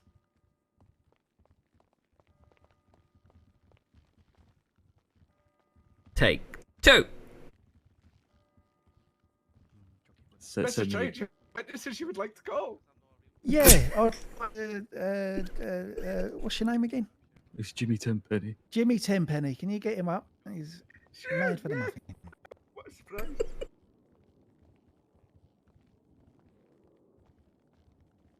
Deep Hello. breaths, Judge. Deep breaths. Mr. Tenpenny, do you swear to tell the truth, the whole truth, and nothing but the truth?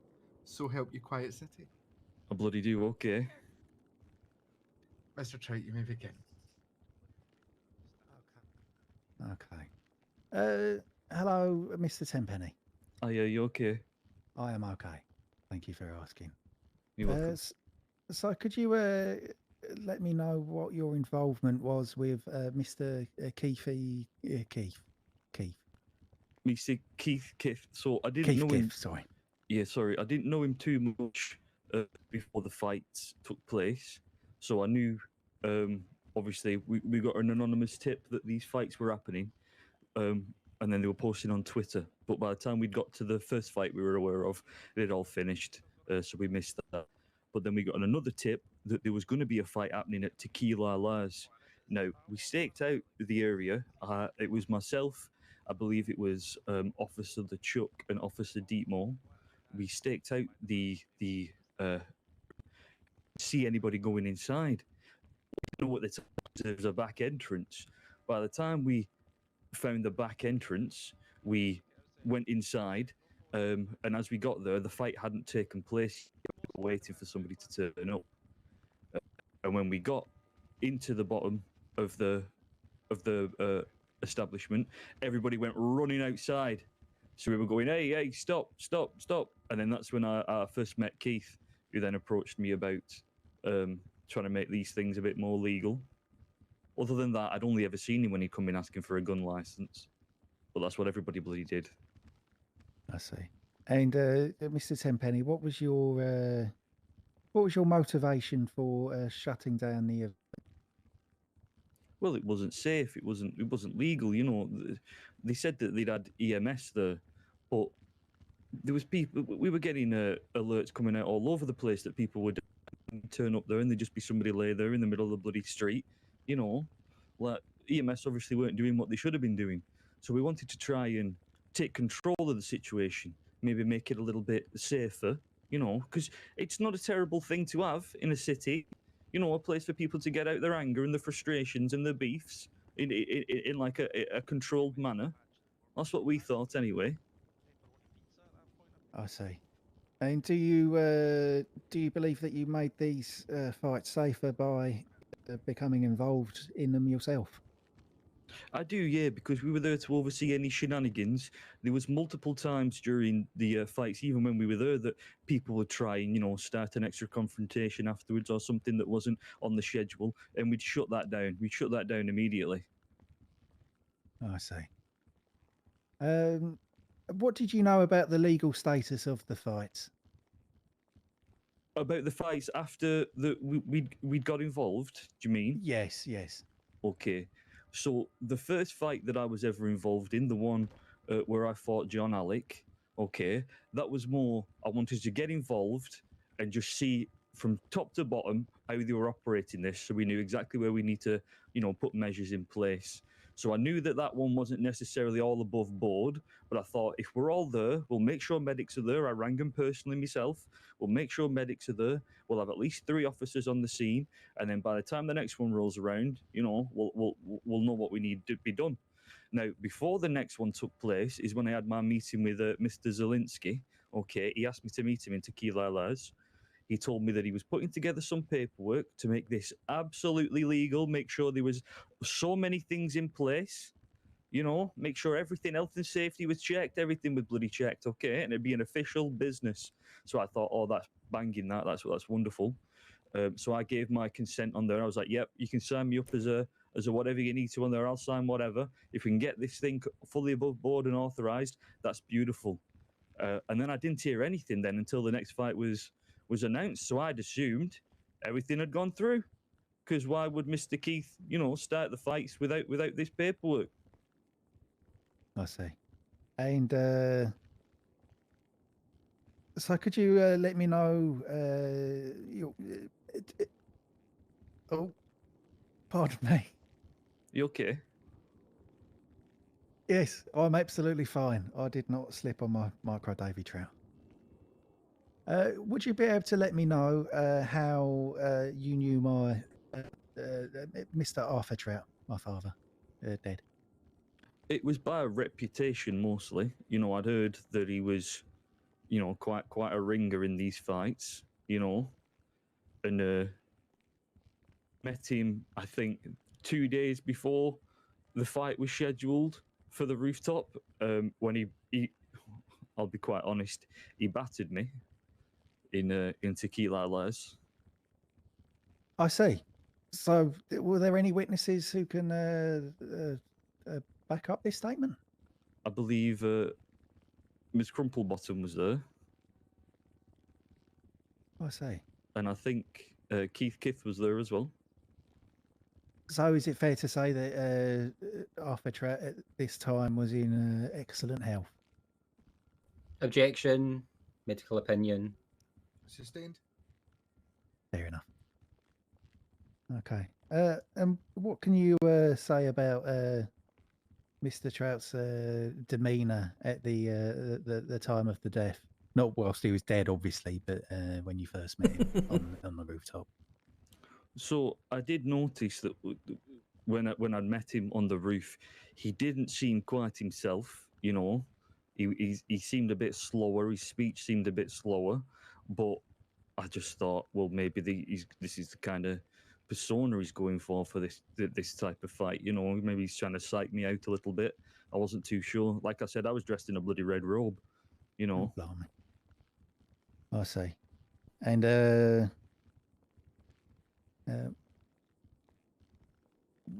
what happened in the aftermath of Mr. Trout's passing? Okay, so immediately after the fight had been called, one of the EMS, I believe, went by the name of Irma, started to attack me and actually put me in a state of injury. Okay. I believe they attacked a number of other people as well. During that time, a member of, I believe they were the gang of the SYT at that time, Ali Deadass, shouted numerous death threats at me and encouraged other people to assault me. So I took refuge with my other officers as far away as possible, while she continued to try and get close to me and continued her death threats. And I do believe she's now a member of the police force. Would it be fair to say that you feared for your life? I absolutely did. I was terrified, absolutely terrified, and distraught as well at the events that had happened. And was there any protection offered by the PD in response to this? The only protection I was offered was the civil servant Susie Crumplebottom monitoring me, who did so for around 20 minutes and then left.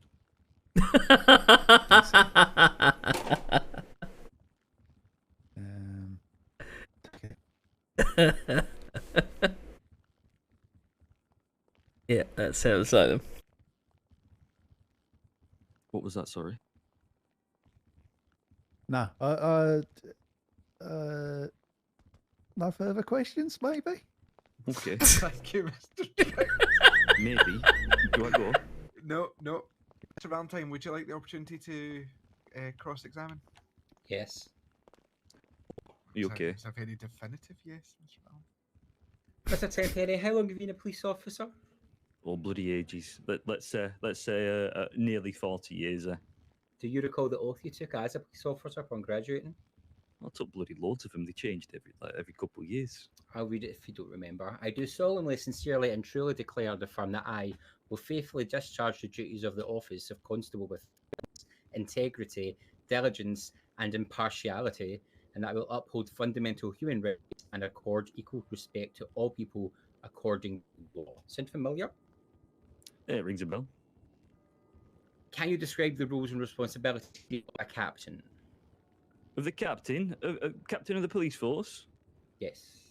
Of this city in particular? Yeah. Well, it was, when I first started, we had a full clean-up of everybody. Everybody started basically fresh. So I had a bunch of new little recruits, young little whippersnappers, hungry for success, for fighting the law. We were extremely underfunded and underprepared. Our vehicles weren't up to scratch. Our procedures weren't up to scratch. It was an absolute bloody struggle. But we did our absolute best. You know, pulled ourselves Mr. up by our Tenpenny, bootstraps. Mr. Tenpenny, yeah, I you just, okay? just need to know what your duties were, not the life story of the QCPD. Rude. Okay. Well, it was to look after the new recruits, make sure they were, you know, their duties. Okay. It was to maintain the office and make sure that you know, everything was okay. Make sure the laws were being upheld and that the conduct was good with all our officers. And you know, I did a bit of outreach as well, making sure that everybody knew that we were there, we're doing our best. You know, a bit of a public face. So you knew the laws were there to be upheld, yes? Of course they were, yeah, of course they were. Excellent. When were you first made aware? Oh, actually, you were first made aware of Mr. Keith's illegal fight club when you were staking them out, correct? No. We first made aware via, I think it was social media. Someone had posted like, that was a great fight, and then they posted a location. We got there, and there was nobody there by that point. And they'd all left? They'd all left at that point, yeah. And yeah. then So the first time you had the witness one was at the Tequila La raid? At Tequila La, that was right. That was the first time I'd witnessed one, yeah. Can you explain why on the night of the Tequila La raid you took Mr. Kith and Mr. Digital away to us? I can, yeah. So, what Mr. Digital is basically about there being nobody outside, I must say, is at that point there was, I can't count how many, but there was a lot of people coming outside of Tequila La and getting in their cars. I remember exactly where I was, where the car park was. I was parked up there in my police vehicle, and there was numerous people walking past. So I did ask Mr. Keith in my car so we could go to somewhere a little bit quieter. We didn't go far. We literally just went down the street. That was it. Excellent. And do you recall what you offered Keith and Digital in return for compliance? It wasn't necessarily offering them something in compliance. What I offered was, you know, let's get this sorted out. I believed in the fight clubs as a premise, like I said in my earlier statement. I think it's a good thing for the city to have. So what I said was, I was like, right, I'm shutting this down, and what we can do is we can start the process now of getting this up. Okay, getting this sorted. Let's get this legalized. Let's get this, you know, properly sanctioned so that we can do this legally, professionally, and safely. So what I said to them was, if you go back and anybody asks you why I've took you over here, obviously don't tell them that the process we've got started here. Just tell them I fined you. It wasn't, oh, I will fine you, but I'm not gonna. You know, they hadn't committed a crime at that point because we got there before the fight had started. So I hadn't witnessed anything. I just knew what was going to happen. So you knew there was an illegal fight club, and instead of fining the owners and people running it, you said, I won't fine you if you can let me join in. No, I didn't say that at all. No, I said, so there wasn't a legal fight club happening when we got there. I reckon. So why were you staking the building out? Because we were suspecting one was about to happen, if you'd let me finish my statement. So we thought one was about to happen, so we were staking it. We didn't see anybody going in until we saw someone go around the back. When we got down there were numerous people all stood around. They weren't fighting yet. They were all just stood there, and I said, right, this place is closing. We're not having any fight clubs happening here, okay? And then everybody shot out. So there wasn't a crime to arrest anybody for. But what I did say was, I took them out, and I said, listen, if you're going to do these fight clubs, do them properly, okay? I said, and to make sure that the people who are going to be involved with it know that there's not going to be a big police raid again and they're not going to be in trouble, I'll get involved in the next one. And that should give them some confidence then that, you know, this is being looked into, this is being, you know, sorted out. You're aware that the fight club was illegal? At what point, sorry? So they had gathered in a public place to commit an illegal fight club? Because if they weren't, you had no reason to raid, so then it was an illegal raid. So what is it? A legal fight club or an illegal raid? It wasn't even necessarily a raid. It was just 3 police officers went downstairs to a building and said, hey, cut this out. Any doors in or anything, you know, it was open. Until we just walked downstairs and said, if this is about to be a fight club, it best stop. And then everyone run off. How did you know Mr. John Alec McNeil? Oh, he's one of them names that just kind of gets around, you know, kind of a general nuisance. In the PD, he'd ask for a weapons license, and then if he didn't get it, he'd start giving all jip. just one of them people that you have a bit of friendly banter with, but sometimes gets under your skin a little bit, you know. And would you confirm that you then went back to the illegal fight club to fight John Allen McNeil under a ruse of a different persona? Under the ruse of a different persona? No, I did not. No, I went as me. So you went quite boldly as yourself? Well, I went in a costume, you know, trying to make a grand entrance, put a bit of showboating in. So we stood there looking like, we looked like kind of like cyber people. And then before the fight took it all off, and I was like, here I am, it's me. You know? That you'd sanctioned them for, like, personally sanctioned them being approved? Well, that fight was the one where I was like, right, let's get this sorted. Let's see this from start to finish, what your process is. I'll ring the EMS. You know, Mr. Tenpenny, I just need a yes, no. That was before you'd put through the legal paper. Yes, before the legal were gone through. Yes, it was. Excellent. Mr. Tenpenny, are you or have you ever been a member of Congress? A member of Congress? Mm-hmm. No, I've not. Are you a member or a government official board of directors? I own a cat cafe. Does that count? I mean, at the time of the incident. Oh, right. No. You've never been to law school or city planning school? No, I've never been there, no. And you said earlier that your job as police chief was to uphold the laws?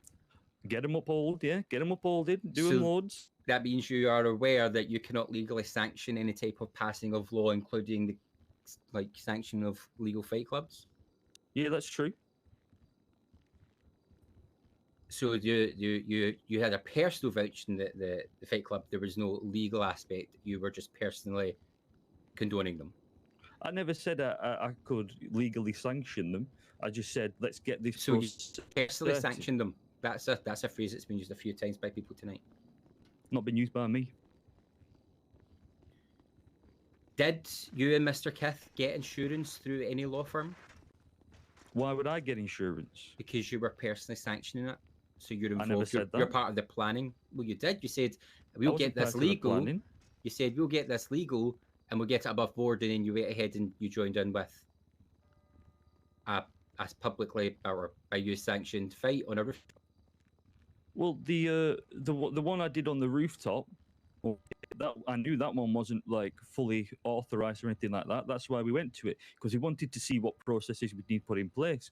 I thought that was the one where you was just as a robot, not the one on a rooftop. Well, they were both on a roof. Just one of them was really high up. Okay. Was there any referee with a license number or official sporting league? Well, I don't know. Ask Keith. Did you tell your officers that you had sanctioned this fight club on the roof and requested them to be there to keep people in order? I never said sanction, no, but I knew some of them had fights, so I said let's go together. I talk about your officers who were put there, and according to their statements, to look after the public by you. You asked them personally. I asked them. I asked. I believe it was Officer Meg. Officer Meg, was it? And Officer LeChuck to come with me because I knew they had fights, or at least one of them had a fight. So I said, let's go. I didn't say let's be sanctioned. I never said sanctioned. Did you request the EMS to be there? I didn't request them. I asked to make sure that one of them was there. So you requested them to be there, taking them away from public protection to sanction and to work at a fight that you'd personally put forward. Okay. Who chose the venue? No, that's bollocks. That's bollocks. That. You're making that up. Please? You're making that up. Mr. Tenpenny, I would remind you this is an asked and answered situation. But he's took my answer and just said a bunch of lies back. That's not what I said. He will be able to Objection. clarify, as you are not a lawyer, Mr. Tenpenny, he will be able to clarify in his closing statement, as will Mr. Trout. Mr. Valentine, I will ask you to continue with questioning as yes. Who chose the venue for the night of the incident? Keith, I'm assuming. And do you think that was the best place to have it in case of medical emergencies? Well, it was accessible. How long did it take to get people up and down from the roof? Which one are we talking about now? Because the first roof or the second roof, big roof? The one where Arthur Trout died. Oh no, they get there by helicopter for that one. So in the case of a medical emergency where someone needed hospital assistance, would you say that it was likely to be happening? Well, they had an EMS helicopter there, and there was about 4 or 5 medical people there. By the looks of it, I think. Or maybe there was less than that, but there was a few. Mr. Tenpenny, do you know how old Mr. Trout was at the time of your fight? I knew he was old, but I don't know how old. Were you aware that he had a fear of heights? I was not. How many fights had you been in that evening? How many fights had I been in? Yes, because I wasn't there, so I'm just trying to establish this. None. None. But No. Mr. Trout had been in fights before he got to his grand finale with you. Had he? I don't know. You stated earlier that Mr. Trout looked unwell, yes? He looked different. I didn't say unwell. He just looked. He looked like he was slower. His speech wasn't necessarily all there. He was kind of walking with a bit slower than I feel like he usually was. But again, I thought that was maybe a persona. So you know your years of police service and reaching out to the public and doing all your community work to fight an unwell-looking elderly man. I didn't say unwell. When you're scared of heights. I never said unwell. I didn't know he was scared of heights. I just established that. Are you listening? Post-fight, could you describe your social media posts, please? Do you have them written down? Because I don't really remember them. Could you read them back to me? I would just like a general feel for them, please, sir. Right, okay. I remember... Oh, bloody hell. I remember I didn't post anything straight away because I was absolutely distraught. And then I remember feeling anger. I remember getting quite annoyed.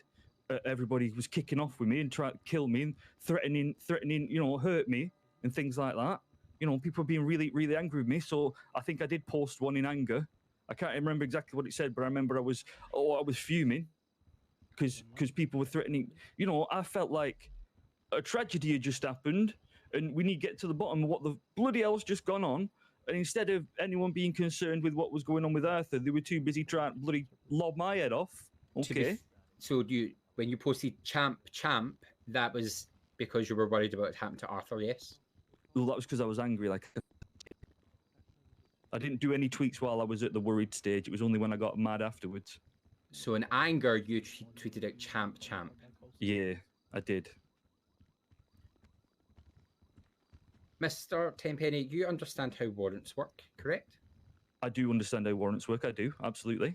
So why, when the warrant went out for your arrest, did you evade your warrant and flee? Because I was feared for my life. People were still making threats to me. People were trying to kill me. I asked, and I think I'm sorry for raising my voice now, but you were blood in that meeting when I asked for help. Okay, and I asked, could I stay in the police station? And you told me no. And you gave me the protection of bloody Susie Grumplebottom. Susie, I love you to death, but come on now. Come on, that's not reasonable protection, is it? Susie Grumplebottom to protect me from Susie and I half the city trying to kill me. Mr. Tenpenny. My apologies. I'd just like to confirm that as a police chief, you chose to evade a warrant for your arrest. As a chief, so as a civilian, I chose the safety of my life. So are you saying that the people in the police station were going to put you behind bars and hurt you? Well, I didn't say they were going to put me behind bars and hurt me. I didn't say that at all. I just felt like I did not feel safe in the city one bit. So I left. You know that we can transfer you and put you in protection? Well, why didn't you do that in the first place then? Because the investigation was undergoing, sir. And this is not how you ask, I ask. I had the question zero is, faith. Right. This is not a debate. One last thing, Mr. Tenpenny, Mr. Valentine. Sorry. If this pantomime continues, I will hold you both in contempt of court. I expect an answer process. Can I to have Mr. Tenpenny, and eating a drink? And eating a drink? Your own needs. Bloody hell.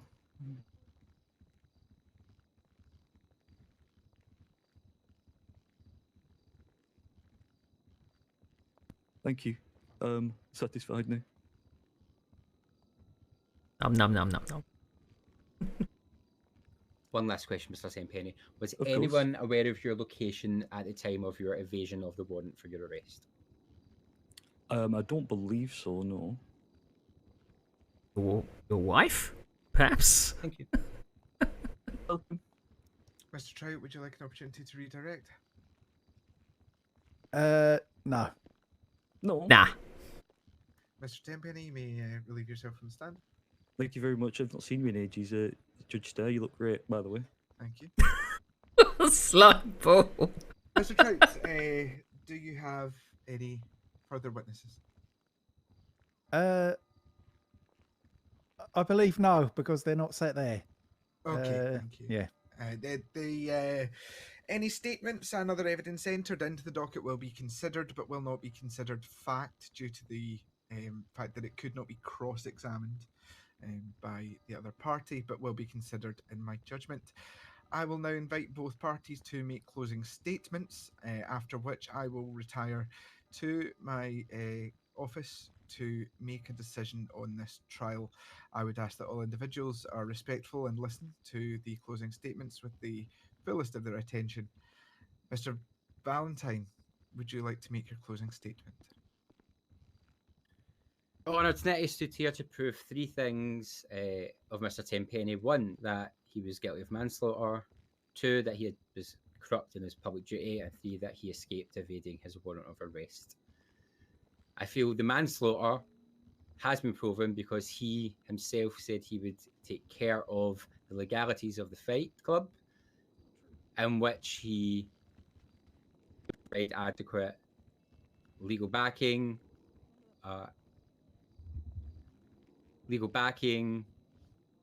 registration with official proceedings such as the City Hall, Department of Justice, sporting regulations and leagues. And then on the evening, he proceeded to fist fight an elderly man who looked unwell, in his own words. I understand he was probably remorseful after the fact, but his behaviour suggested otherwise when he goaded the public with champ, which to me does not show he had fear for life. His corruption of public duty has been shown numerous times this evening, where he has bribed people to stay quiet. He hunted down and partaken in illegal films to engage some people he just doesn't quite like. And the knowing full well what a warrant is, and that the state and the city and his PD, which he says he trained so well and were like a family, would have looked after him. Instead of handing himself in, he decided to make a mockery of the judicial system and run off and come back at his own leisure when he thought everything had blown over. I hope you take those statements into account and the evidence, and the prosecution rests. Thank you, Mr. Valentine. Mr. Trout, I would invite you forward to make any closing statements you wish to make. Hello there, Mr. Starr, Judge Starr. Okay. Mr. Trout, I believe you may have a spider on your shoe. Oh, fucking hell. Thank you. Thank you very much. Okay, let's get to it. So, Keith originally organised an illegal boxing club, which had been, to the knowledge of everyone involved in the fight, to be legitimised by Quiet City at the time of Arthur Trout's death. Mr. Keith worked closely with Mr. Tenpenny to turn what could have been a dangerous and unlawful blight into a legitimate business, a business which could help turn around the lives of those unfortunate enough to resort to fighting in an unregulated sport. We have already submitted statements from both the prosecution and myself, which support. Hang on, where am I? That support that this was a legitimate sanctioned fight approved by Quiet City Police Department and the Mayor of Quiet City, who herself attended the fight. Members of the Quiet City Police Department, other than Mr. Tenpenny, also participated in these fights, namely Richard Deepmore, who, well, sadly can't be. Wish him a swift recovery, unless he's already recovered. Apologies, Mr. Trout. I would like to acknowledge that Mr. Deepmore is sitting in the gallery today. Oh, it's brilliant news. Fantastic. I wish I knew that. I would have called him as a bloody witness. Sorry, dearie. To claim that the great work Mr. Tenpenny put into transforming a criminal and dangerous enterprise into a safe and legitimate business is corruption of public office is as absurd as the claims that it is that I, Davy Trout, a legal professional, kiss fish in my spare time. It cannot be ignored that Mr. Tenpenny made reasonable and lawful attempts to put a stop to illegal fights by increasing the safety for the participants and the attendees. The supporting evidence which has been we have sent here, I know it will be counted as partial evidence, will be Deepmore's testimony. Al is a witness here today. And now we move on to the next topic, which is Mr. Kiff's negligence. So these fights were sanctioned by both Quiet City government and the police department, as our understanding is. However, the organiser, Keith Kiff, neglected to perform two key duties which contributed towards the death of Arthur Trout. Firstly, Mr. Kiff failed to provide waivers for the fighters, which would have cleared him of any responsibility for any injuries or fatality sustained at the event. Keith Kiff therefore shares responsibility for the death of Arthur Trout. Secondly, Mr. Kiff failed to perform a risk assessment for the event. This failure contributed towards Arthur Trout's death, as there were not adequate measures to ensure the safety for both fighters and the general public in attendance. Evidence, contributing evidence within the docket supporting this is Mayor Marshall's statement, mentioning unorganised crowds, lack of bodyguard safety measures, the unsigned waivers, which we have submitted as evidence, and the interview submitted with YouTube. There may be problems with it, I understand. And final factor in this is the EMS's negligence. So an attempt to ensure the safety of the participants in the fights was made by employing the services of the EMS to ensure a safe environment for the fighters. However, there is no evidence which suggests the EMS showed no... There is evidence which suggests the EMS showed gross negligence in undertaking this task. A number of fighters and witnesses have provided statements which confirm that fighters received minimal to no medical assessment before a fight to ensure that they were fit to fight. In addition to the failure to ensure fighters were fit to part, members of the EMS themselves also violently attacked participants at the event. I'd also like to mention Hugh Payne, a member of the EMS who pronounced Arthur Trout, sorry, dead. It's because he's dead. Pronounced him dead at the scene. So there's a dubious history of medical practice. Mr. Payne has been reported by the current chief of police in an interview that was submitted to you today, is performing an MRI scan to establish 6'4", 42-year-old bus driver was apparently a 6-month-old baby. We, the defence, believe that a competent EMS professional would never have cleared Arthur Trout to fight.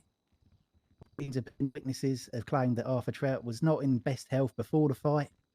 He reported to have felt woozy, suffering from nausea, and lacking in appetite before the fight due to being off his bonds on painkillers. There's some evidence that we've heard today and some that has been submitted in the docket, such as the interview with Mayor Marshall, Arthur revealing he had a fear of helicopters and heights and had been under the influence of painkillers in the past. The autopsy report from Chief Medical Officer at the time, Oscar Pewitt, which mentions empty bottles of pills on his person. Original interview with Susie that was done by QCPD, which mentions Arthur had to sit down because of feeling worsened throughout the evening, which was later, confirmed or bolstered by Susie's testimony today. There's also the interview with Keith Kiff, which mentioned EMS were fighting at the event. And ideally, we would have liked to have called Adam Hawkins, the current chief of police, to provide a statement regarding the 42-year-old 6-month-old baby. I will finish up soon. So, I'll say firstly, but this isn't really firstly anymore, is it? I'd like to thank you all for being here today and listening to our defence. My partner-in-law, Rhianna Richardashian, contributed greatly to this defence we have presented in front of you today. However, sadly, she couldn't be here today due to an unavoidable appointment to get a Labrador wax, whatever that means, in preparation for a yacht party with a Doja cat, something like that. Anyway. Oh, yeah, I'm going to that part. I'm very excited. The defence maintain that Jimmy Tenpenny is innocent of the charges he is facing. The death of Arthur Trout was an avoidable tragedy that could have been prevented if the correct measures were put in place by Keith Kiff to protect his business and its attendees. And the death of Arthur Trout could also have been prevented if the EMS had taken their duty seriously and correctly assessed Arthur Trout of his medical condition at the time of the fight. Since the incident, Mr. Tenpenny has been successfully running the Uwu Cat Cafe and wishes to situation and get on with living his life. Why ruin two lives when one has already been taken from us? Rest in peace, Dad. Vince, I hope that in light of all of the evidence here today, that Judge Starr can give Tenpenny the freedom that he deserves. In regards to the fleeing charge, which the defence weren't made privy to until the court case is actually ended today, we can only summarise that he was doing so under fear of his life. And yeah, that's it. Thank you.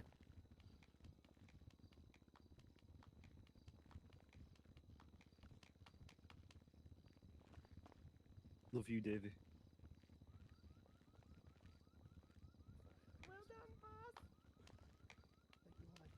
Alrighty. Thank you to both parties for their spirited and researched arguments. I will now retire to my chambers, where I will make my judgment. We will have a short recess until 23:15 GMT, at which point we will resume. I now call this recess.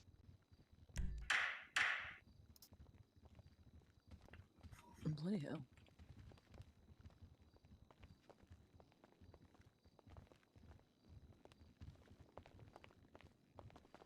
Oh, hi.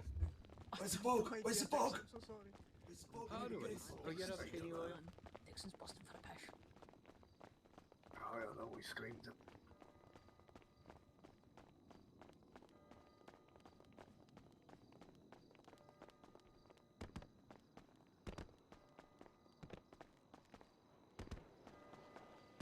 I don't know when they said about recess.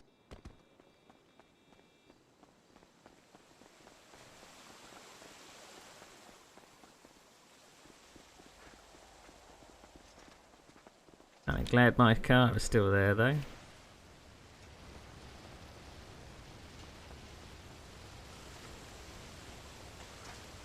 But, I mean, who parks a bus there? At the bus stop. I'm now completely blocked in.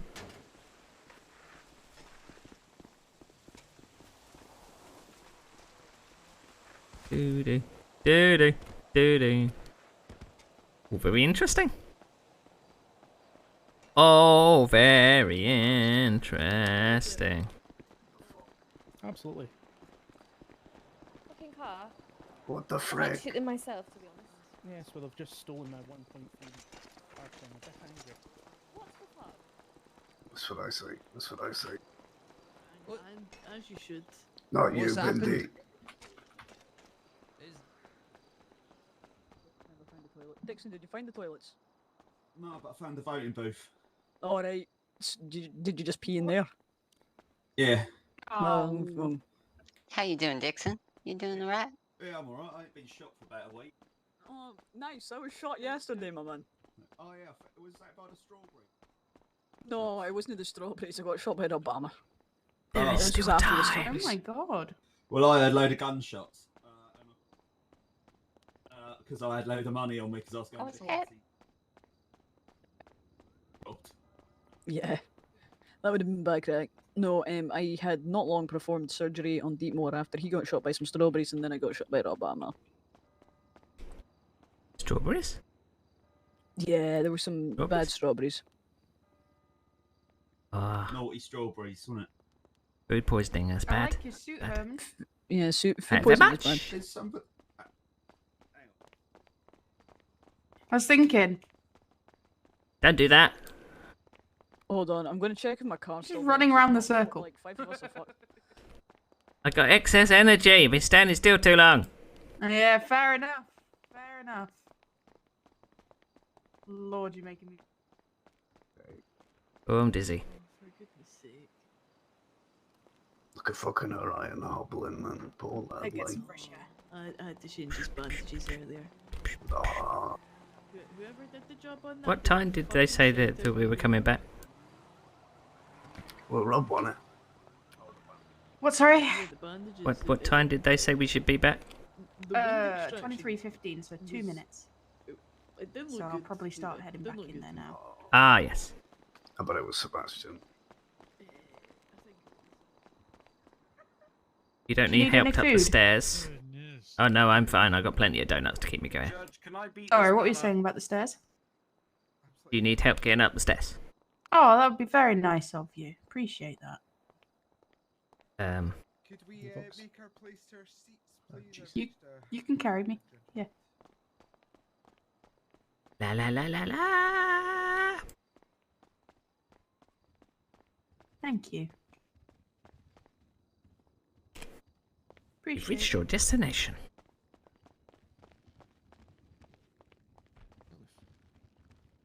Exactly. You helped me enrich myself, and now I'm a crypto millionaire. It's a very aggressive request. It's been I have, throughout I think we should this legitimize- case, taken a lot of time to consider the evidence, the factors at play, and the arguments presented here today. Ooh. I would like to highlight before I begin my sentencing and description of charges, a number of pieces of evidence had to be dropped from the docket, one of which due to concerns around payment for evidence, and another, the testimony of one Richard Dietmore, due to the presence of the defendant at his giving of evidence. That is extremely unconventional, and it shows a disregard from a member of the PD for the process. Some of the comments made towards the PD are extremely troubling, and I would invite the PD to have a conversation regarding this, and I will happily provide the evidence. I am going to tackle these charges out of order. Because No, I believe you're it out of gives a order. better picture. I'm first of all going to touch on the corruption of public duty. I will then move to manslaughter, which presented first, and finally I will deal with escape. On the charge of corruption of public duty, I find Jimmy Tenpenny guilty. Throughout the evidence, we saw a fly-by-night Gasp. operation of the Quiet City PD with a lack of structure or legal process in place. Numerous examples of gross misconduct, negligence, and personal benefit from his actions. A regular shifting of blame was seen. Despite the fact there was an expectation and responsibility of Mr. Tenpenny to not only understand the law, but to uphold it at every opportunity. Mr. Tenpenny, by your own admission, you could not legally sanction these fights, but we're aware that this was the impression that others had due to your participation. This was also highlighted in the statements from many of the individuals. I would like to remind you that you alone are not the law, and you spoke of assumptions. Nothing should be assumed when you're responsible for the safety of the citizens of Quiet City. But you believed in the Fight Club, and I would be remiss to say that there is not a potential for a youth outreach program to provide benefits. But while you may have had good intentions in beginning a process, it was your responsibility to ensure that that process reached its completion. But as part of what seems to be a habitual scenario of beginning something without following it to conclusion, you allowed it to go ahead without it being sanctioned by the Quiet City government. I would remind and Mr. Tenpenny that neither the EMS nor Keith Kith were on trial today. I would similarly condemn their actions, and if charges are brought against them, I will provide my judgment when they are brought in front of me. On the charge of corruption of public duty, I have chosen to give the maximum sentence of 15 months. I have also chosen, as is my duty as a judge, to provide an enhancement of a fine of $5,000. On the charge of manslaughter, while I do not believe that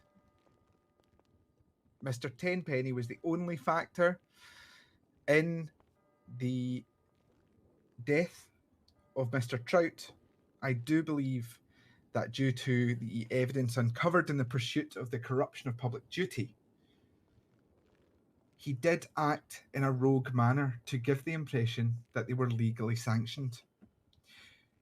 If this had not been done, then Mr. Kith would indeed have maintained full responsibility for the fighters.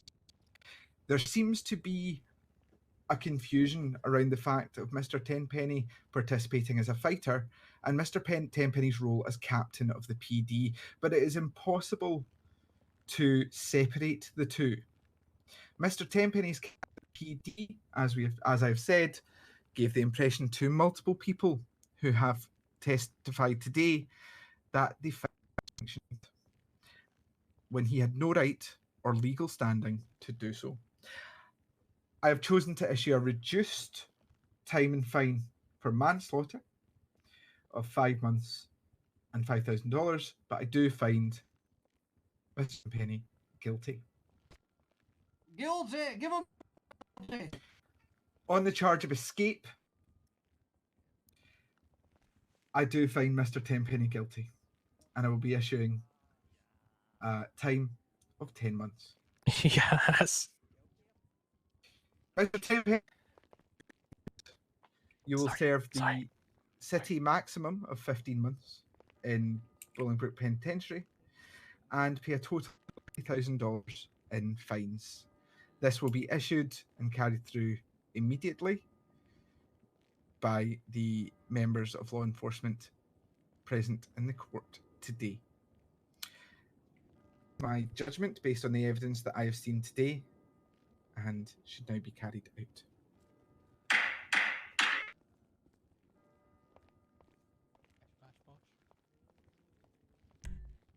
There's going to be riots in the streets tonight! Fantastic. Good job, Reed. Thanks. Sorry, Susie. That's too bad. Aye, no, that's 2 for 2. Well done.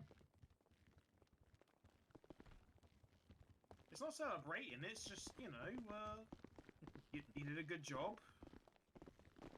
Well done, Mr. Valentine.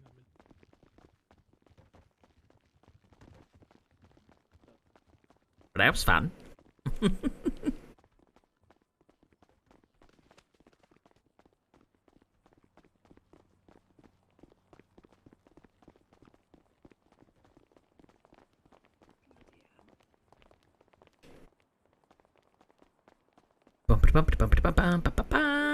they have enough tears and lies? Guilty! Everyone's guilty. Guilty!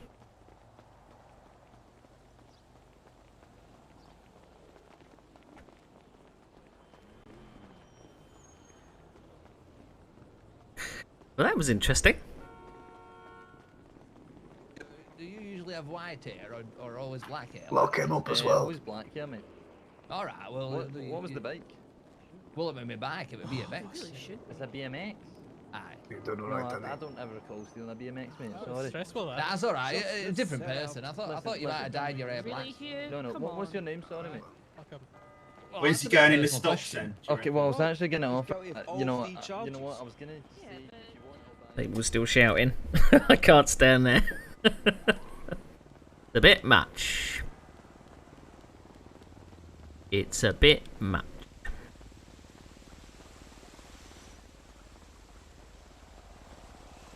I mean, I'm guessing there was probably people just constantly having jabs at everyone else on Twitter.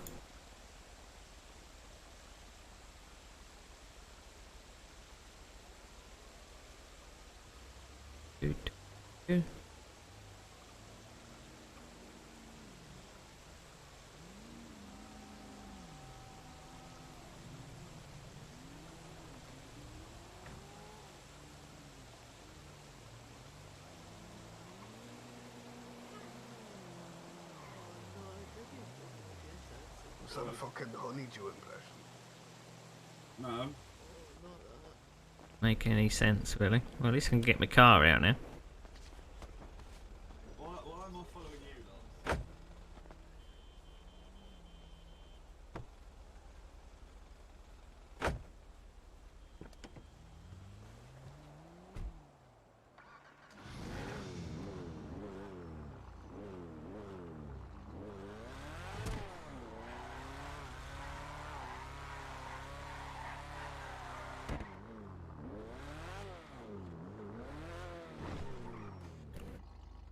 I need to put a map on now.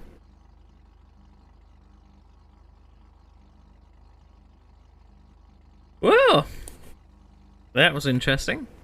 My favourite part is the mispronunciation of the rights. That may become canon now. Muffins for all.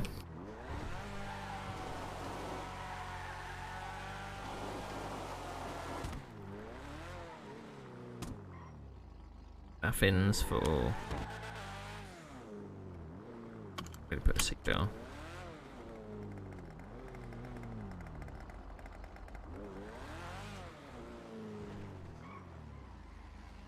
Heat van.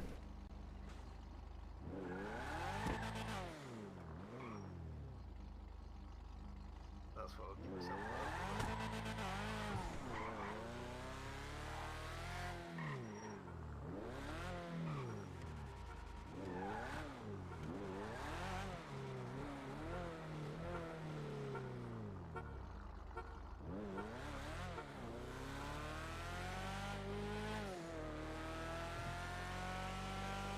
Let's go get some fuel. It was interesting. I'll probably clip the bit at the start.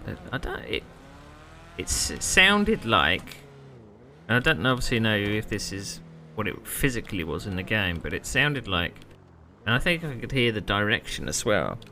It was like you could hear people walking around on carpet. And I mean, we were downstairs, and there was no one moving. As far as we were aware, upstairs was locked for people, so who would be upstairs to make all that noise? Kind of spoilt the first part of the trial for me, because first of all I couldn't hear what they were saying. I don't know if the shout distance just maybe a bit too... it wasn't enough to get to the back row of the courtroom, perhaps. Maybe the front 2 rows could hear it, but I couldn't. But once we went upstairs, it was a lot better. But there was a lot of people outside the courtroom that have actually forgot to turn their shout off. Yeah.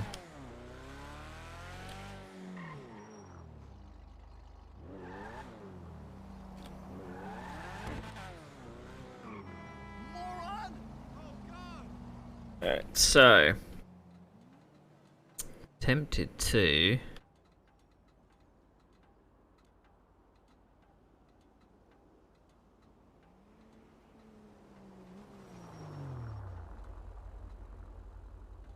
bean machine is open. Could end a bean machine. Let's see if there's any interactions down there. Where's the bean machine?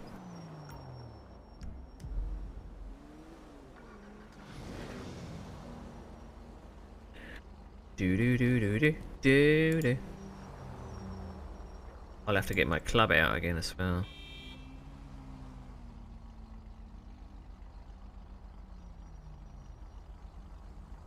Bum bum bum bum.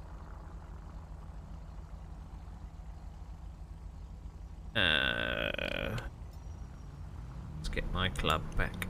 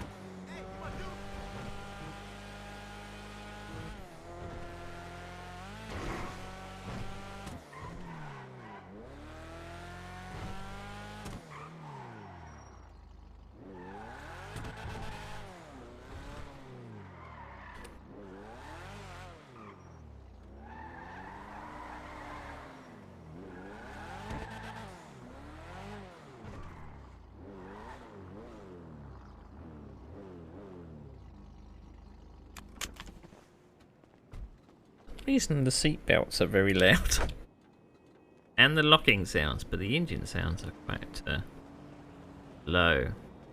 I turned the sound effects down, but something else seems to be boosted. A bit weird.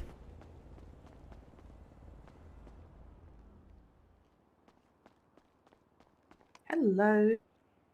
I'd like my usual, please. I can't remember your usual, darling. What's your usual? All of those. All of what's? Well, let's have a look at the list. There's donuts. Oh, is it? There you go. Oh, a big fruit slushy. What?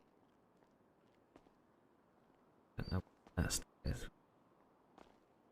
Okay, right. I'll have. Oh, I'm gonna open my wallet, see how much money. Mm-hmm. Oh gosh. Let's see.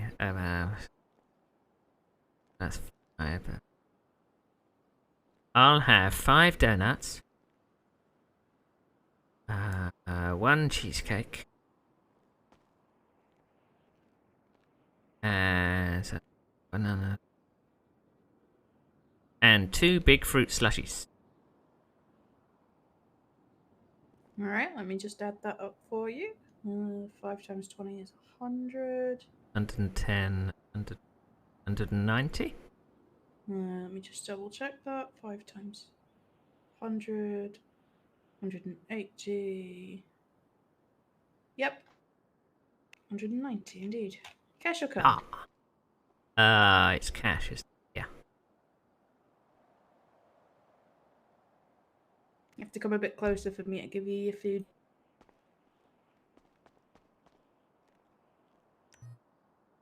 Yum, yum, yum, yum. There you go. Make sure you tell your friends about us. Make sure you tell them we're open. You know, tweet about us. I don't know who everybody is. I thought. I don't know. Everyone likes donuts. I You mean, might have to, you know, tweet out and tell people to come here and this is where the party is. okay, what shall I say? I don't know.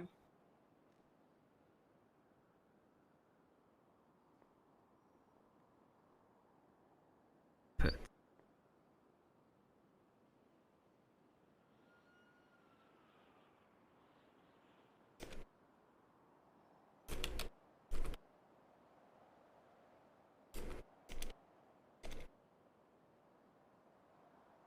Just need to pop in my head a second, darling. There we go. I should do.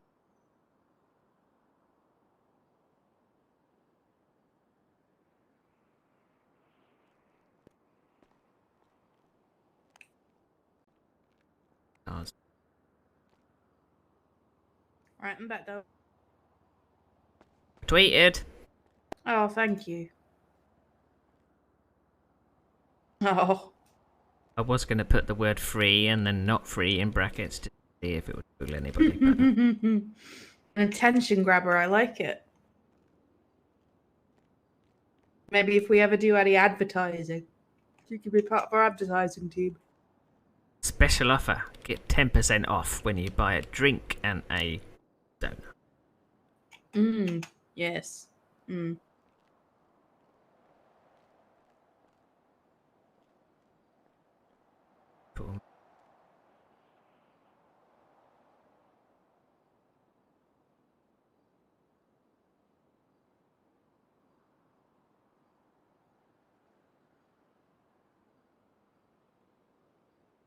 I must have stacked it.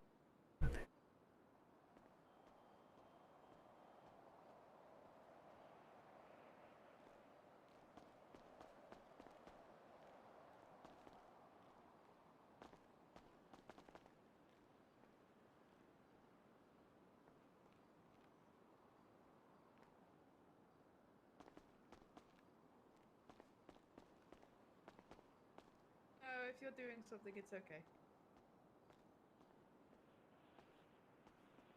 I wonder whether Herman actually should actually get a catering job or something.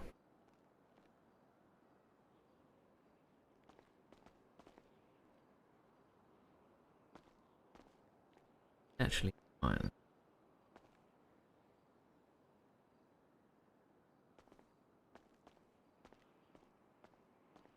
I wonder if everybody's still at the fucking court, hanging outside. Boring. Donuts here.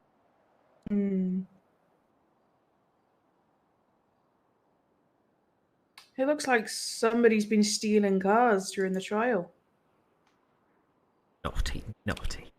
Fucking hell, yeah.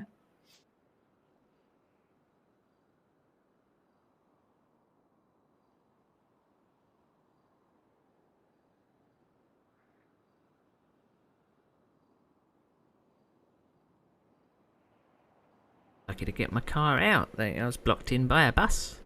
Yeah, I was blocked in by a bus. I managed to go in the grass and then park round the corner at that private medical facility.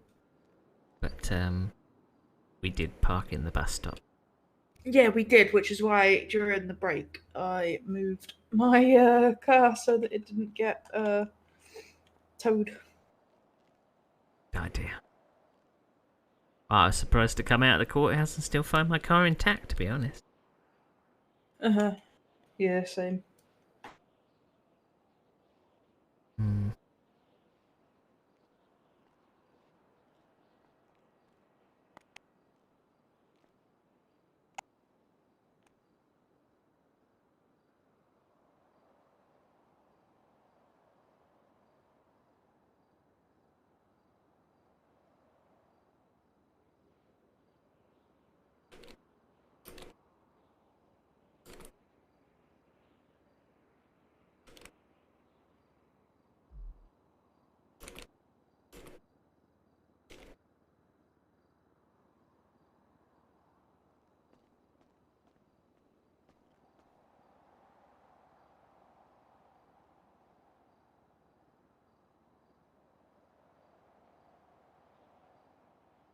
Look, we got heard a few people. Hey, justice was served in quite this. Oh, that's the attorney, isn't it? I hope that Mr. Tenpenny reflects on his decision and comes out with a new purpose in life. On behalf of the citizens, I will strive to present the facts. I mean, there was probably things going off around. A customer! Customer! You alright? Hi! Oh, bloody hell. Bloody hell? Bloody No, hell. I'm making my decisions. Donuts. That's alright, Want you donuts. take your time. Well, Bloody I hell. want to like stock up, you know, for the road and that. There's Donuts. debating. Masturbating? What? I mean, I could be, for all I know. Well, I suppose donuts would help. Please, fellas. Not in a coffee shop. Like, oh, damn, oh, yeah, oh. The anticipation is killing me. Right, I mean, let's do the maths. Let's do the maths. I can also help you do the maths if you need. No, it's all right. I'm just like working out what would be the best lot because I like to stock up, you know. Right, so can I have 30 cheesecakes and 30 of the Cafe Agra? 1 second. If you got it. 30, yeah, like for me pockets and that. Because like I know I usually go and bloody go shops and go get the good cokes and the sandwiches, but they don't like fill you up as much, do they? So the 30 cheesecakes is 300, and then the 30 Cafe Agras is 500. Right. So it's 800 all in all. Cash or All right. Card, please. Gosh. A Jim at 10 penny. It's tweeted. Almost charged you 8,000 there. Almost ended up accidentally adding another zero. That'd have been embarrassing. You spontaneously combust after eating burger Thank sugar you. burn with a blue There you flame.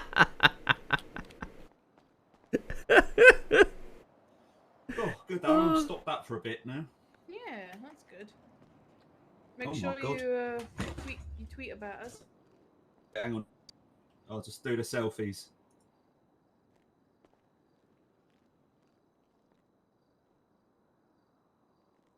The advertising.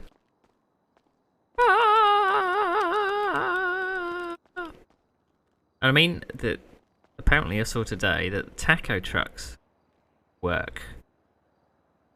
So I wonder if that's something that Herman would do. Just going around and serving tacos. Might be quite fun. I need a little bit of a different purpose. I don't know. Um, Look after them cats now. I mean, did Penny have another half? Oh yeah,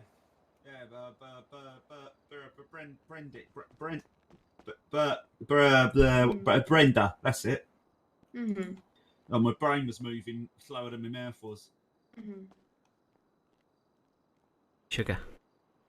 Yeah, I've got loads. You need more sugar, man.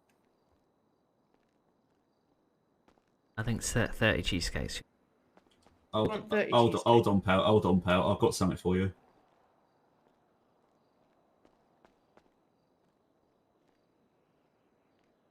Don't like the sound of that. No, it's all right. It's all right. It's nothing naughty. There you go. Ah. Drink. Are you still wanting 30 cheesecakes, Herman? Oh, me? Herman. Oh, Herman. Oh no, I don't want 30 cheesecakes. I've got my donuts. Oh, I thought you said you wanted 30 cheesecakes. Oh no, Hold on. Mm. My pockets aren't big enough. Oh, wrong person. No, I didn't want that one.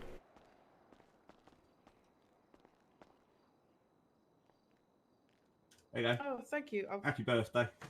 I've got many blue kamikazes in my pocket. Have you been spinning the wheel? Yep. Yeah. Right. I've also got so many fucking crypto sticks in my pocket. Oh, do you know where to do them? Yeah. Right. I just haven't had the energy to do them. Oh, I fucking have. Because you have to like fucking focus so hard on the green, on the black, and it hurts my eyes. Like I spent a rather large sum of money on that wheel just out of sheer like, you know, fun and games. Mm-hmm. And so I filled up my car with them all, and then I went back for some more, and I was sat there. I was like I was fucking Neo from the Matrix. It was horrible. Mm-hmm. And I was just like, oh, fucking green numbers everywhere. Mm-hmm. Yeah. It's a mugs game, you know. What is? Gambling, right? Yeah, but when you got it, when you're like, it's you don't need the money that you're spending. It's all right, isn't it? Just doing it for a laugh, for some entertainment, because no buggers about at the time. I guess that. It's all right. I've already win a free car. Possibly. I haven't. But there's still time until the luxuries open up, and then I'm just gonna fucking buy one. Luxury. Yeah, I'll be the back in a second, folks. Just hold the fort for me. Alright. Where's that then? It's hang on, I'll get you the postcodes. It's 7175 on the map. Have a looky. It's not opens yet, but it's well, since they've opened up the bicycles and the commercials, they might be opening up the luxuries next. Ah, so that'd be posh cars. Yes. Yeah, sports and supers if the PDM's lack of them are to be expected. Ooh. Thank you, sorry. I just needed to nip next door to the bank. All right, for some money. Yeah, to put money in the bank. Oh I don't like carrying cash around on me no, I don't neither. in case I get, nabbed. Yeah. I mean, or being shot. That's something that's happened too many times. Yeah, don't do that. I'll try, but like people do it anyway.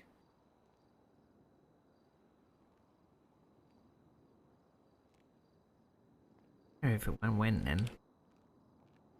Like they don't want donuts. I don't understand.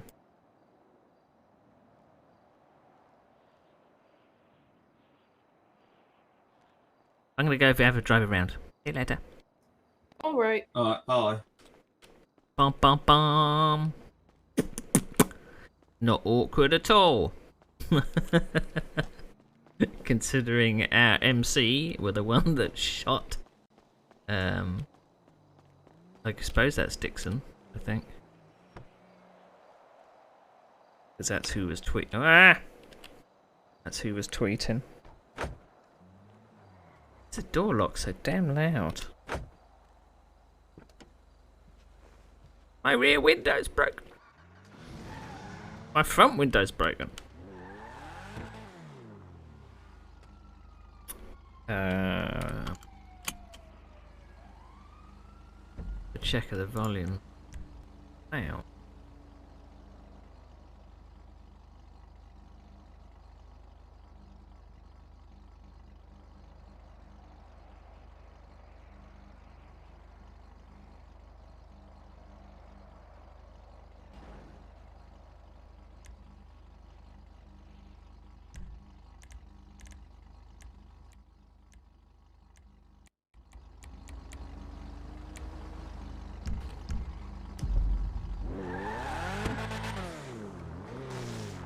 Sheesh.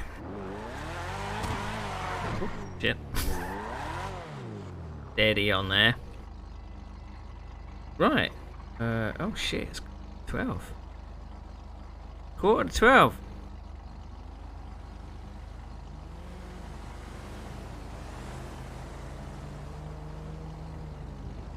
Ah!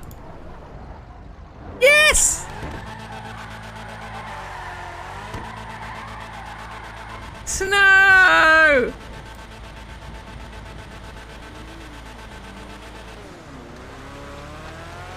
Yes!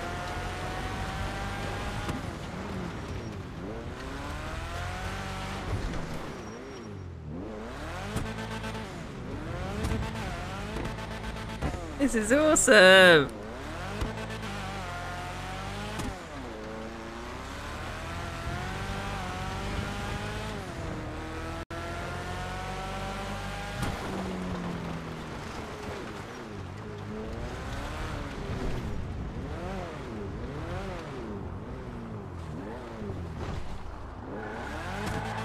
I was hoping I could shout at someone and say that it's snowing.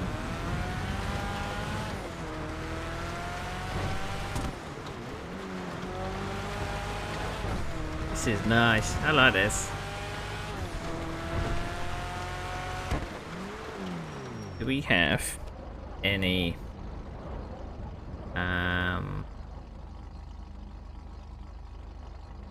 damn it. Pity we don't have the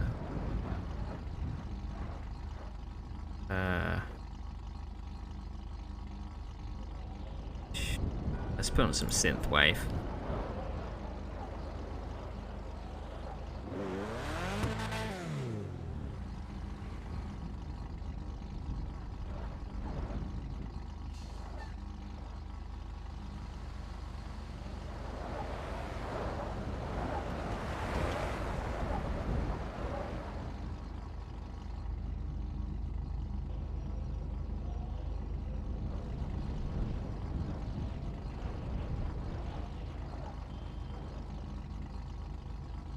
Yeah. We got snow.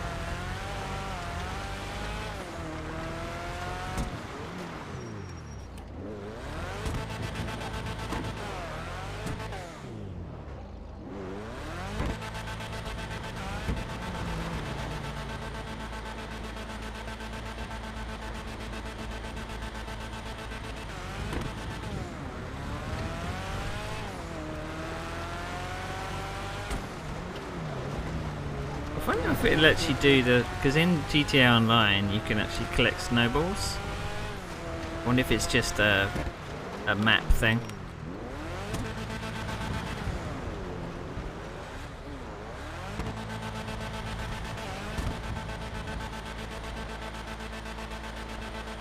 I should get out my moped.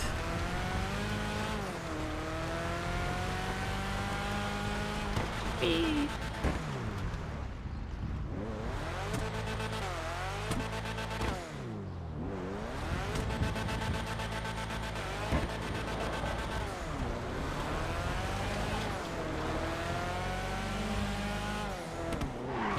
Whoa! It is actually different. Cars are a bit hard to handle. Jesus. Kinda regretting buying a... I wonder if I can get my bike out. Jingle bells. Jingle bells.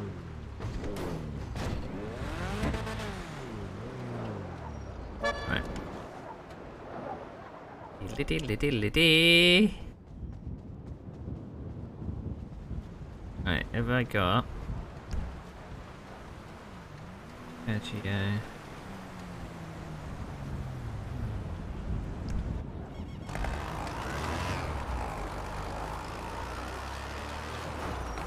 I don't know where my other one is. My other bike.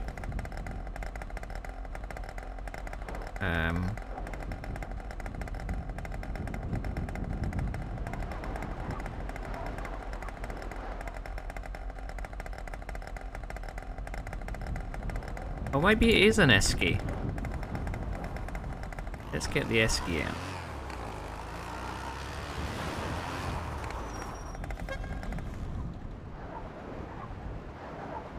Bum ba bum ba bum ba bum ba bum ba bum ba bum ba bum.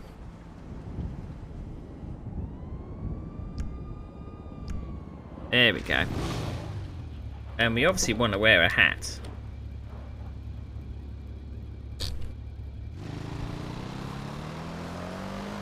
Imagine this is going to be very difficult. Right, let's plug in the joypad.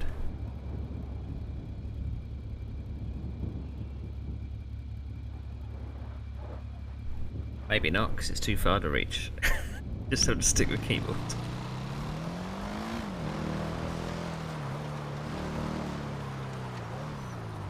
Not as fun as I thought it would be. Biking in the snow. It's just very damn slow.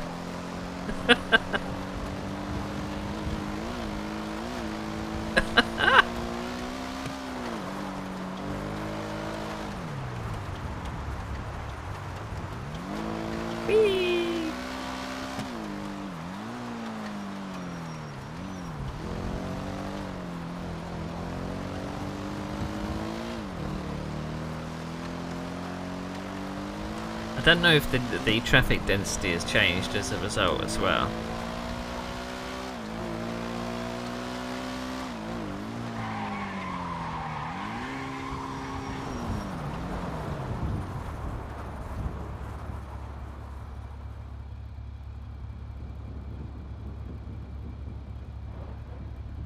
Do do do do do. Snow.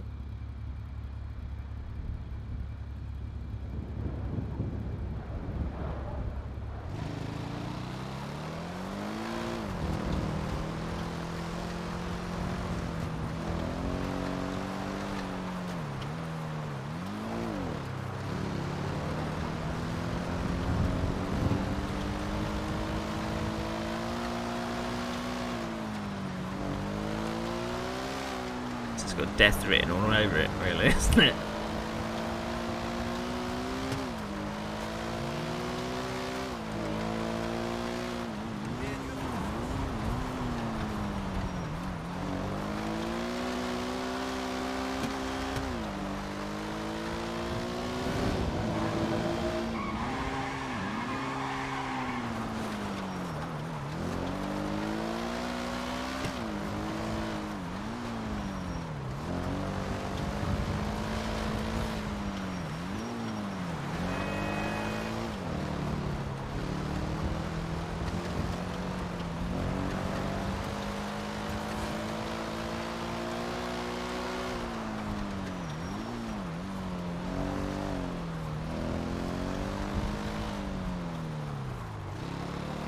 Strange, but I mean the car physics are fine on the snow, but the bike physics seem to be a bit weird.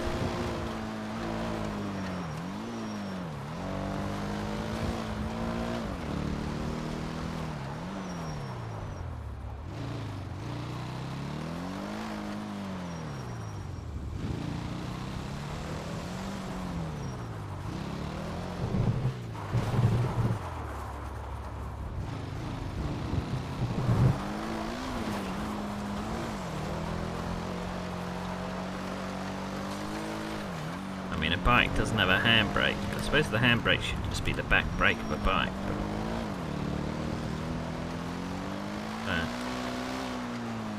Hee.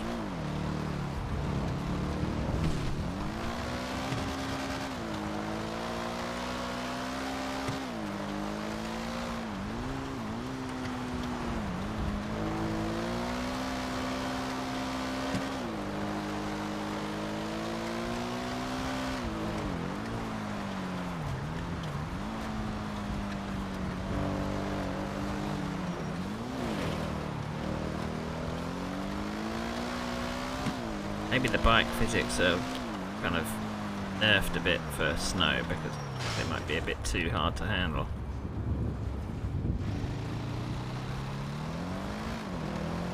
Seems like they have a bit too much grip. I suppose on the right bike they might be alright.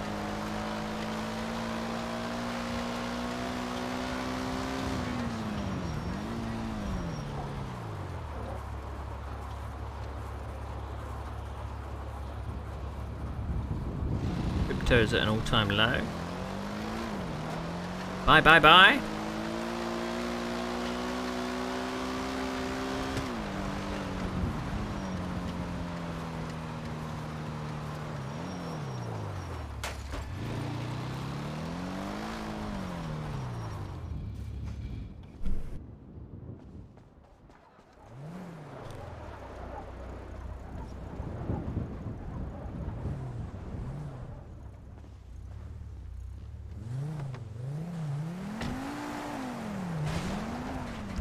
Yes, we go.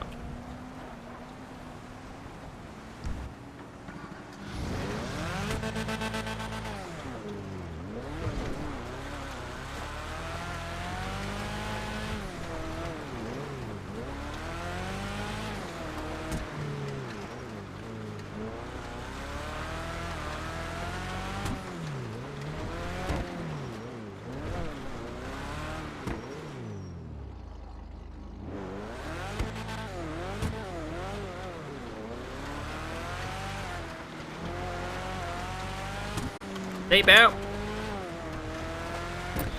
Right. I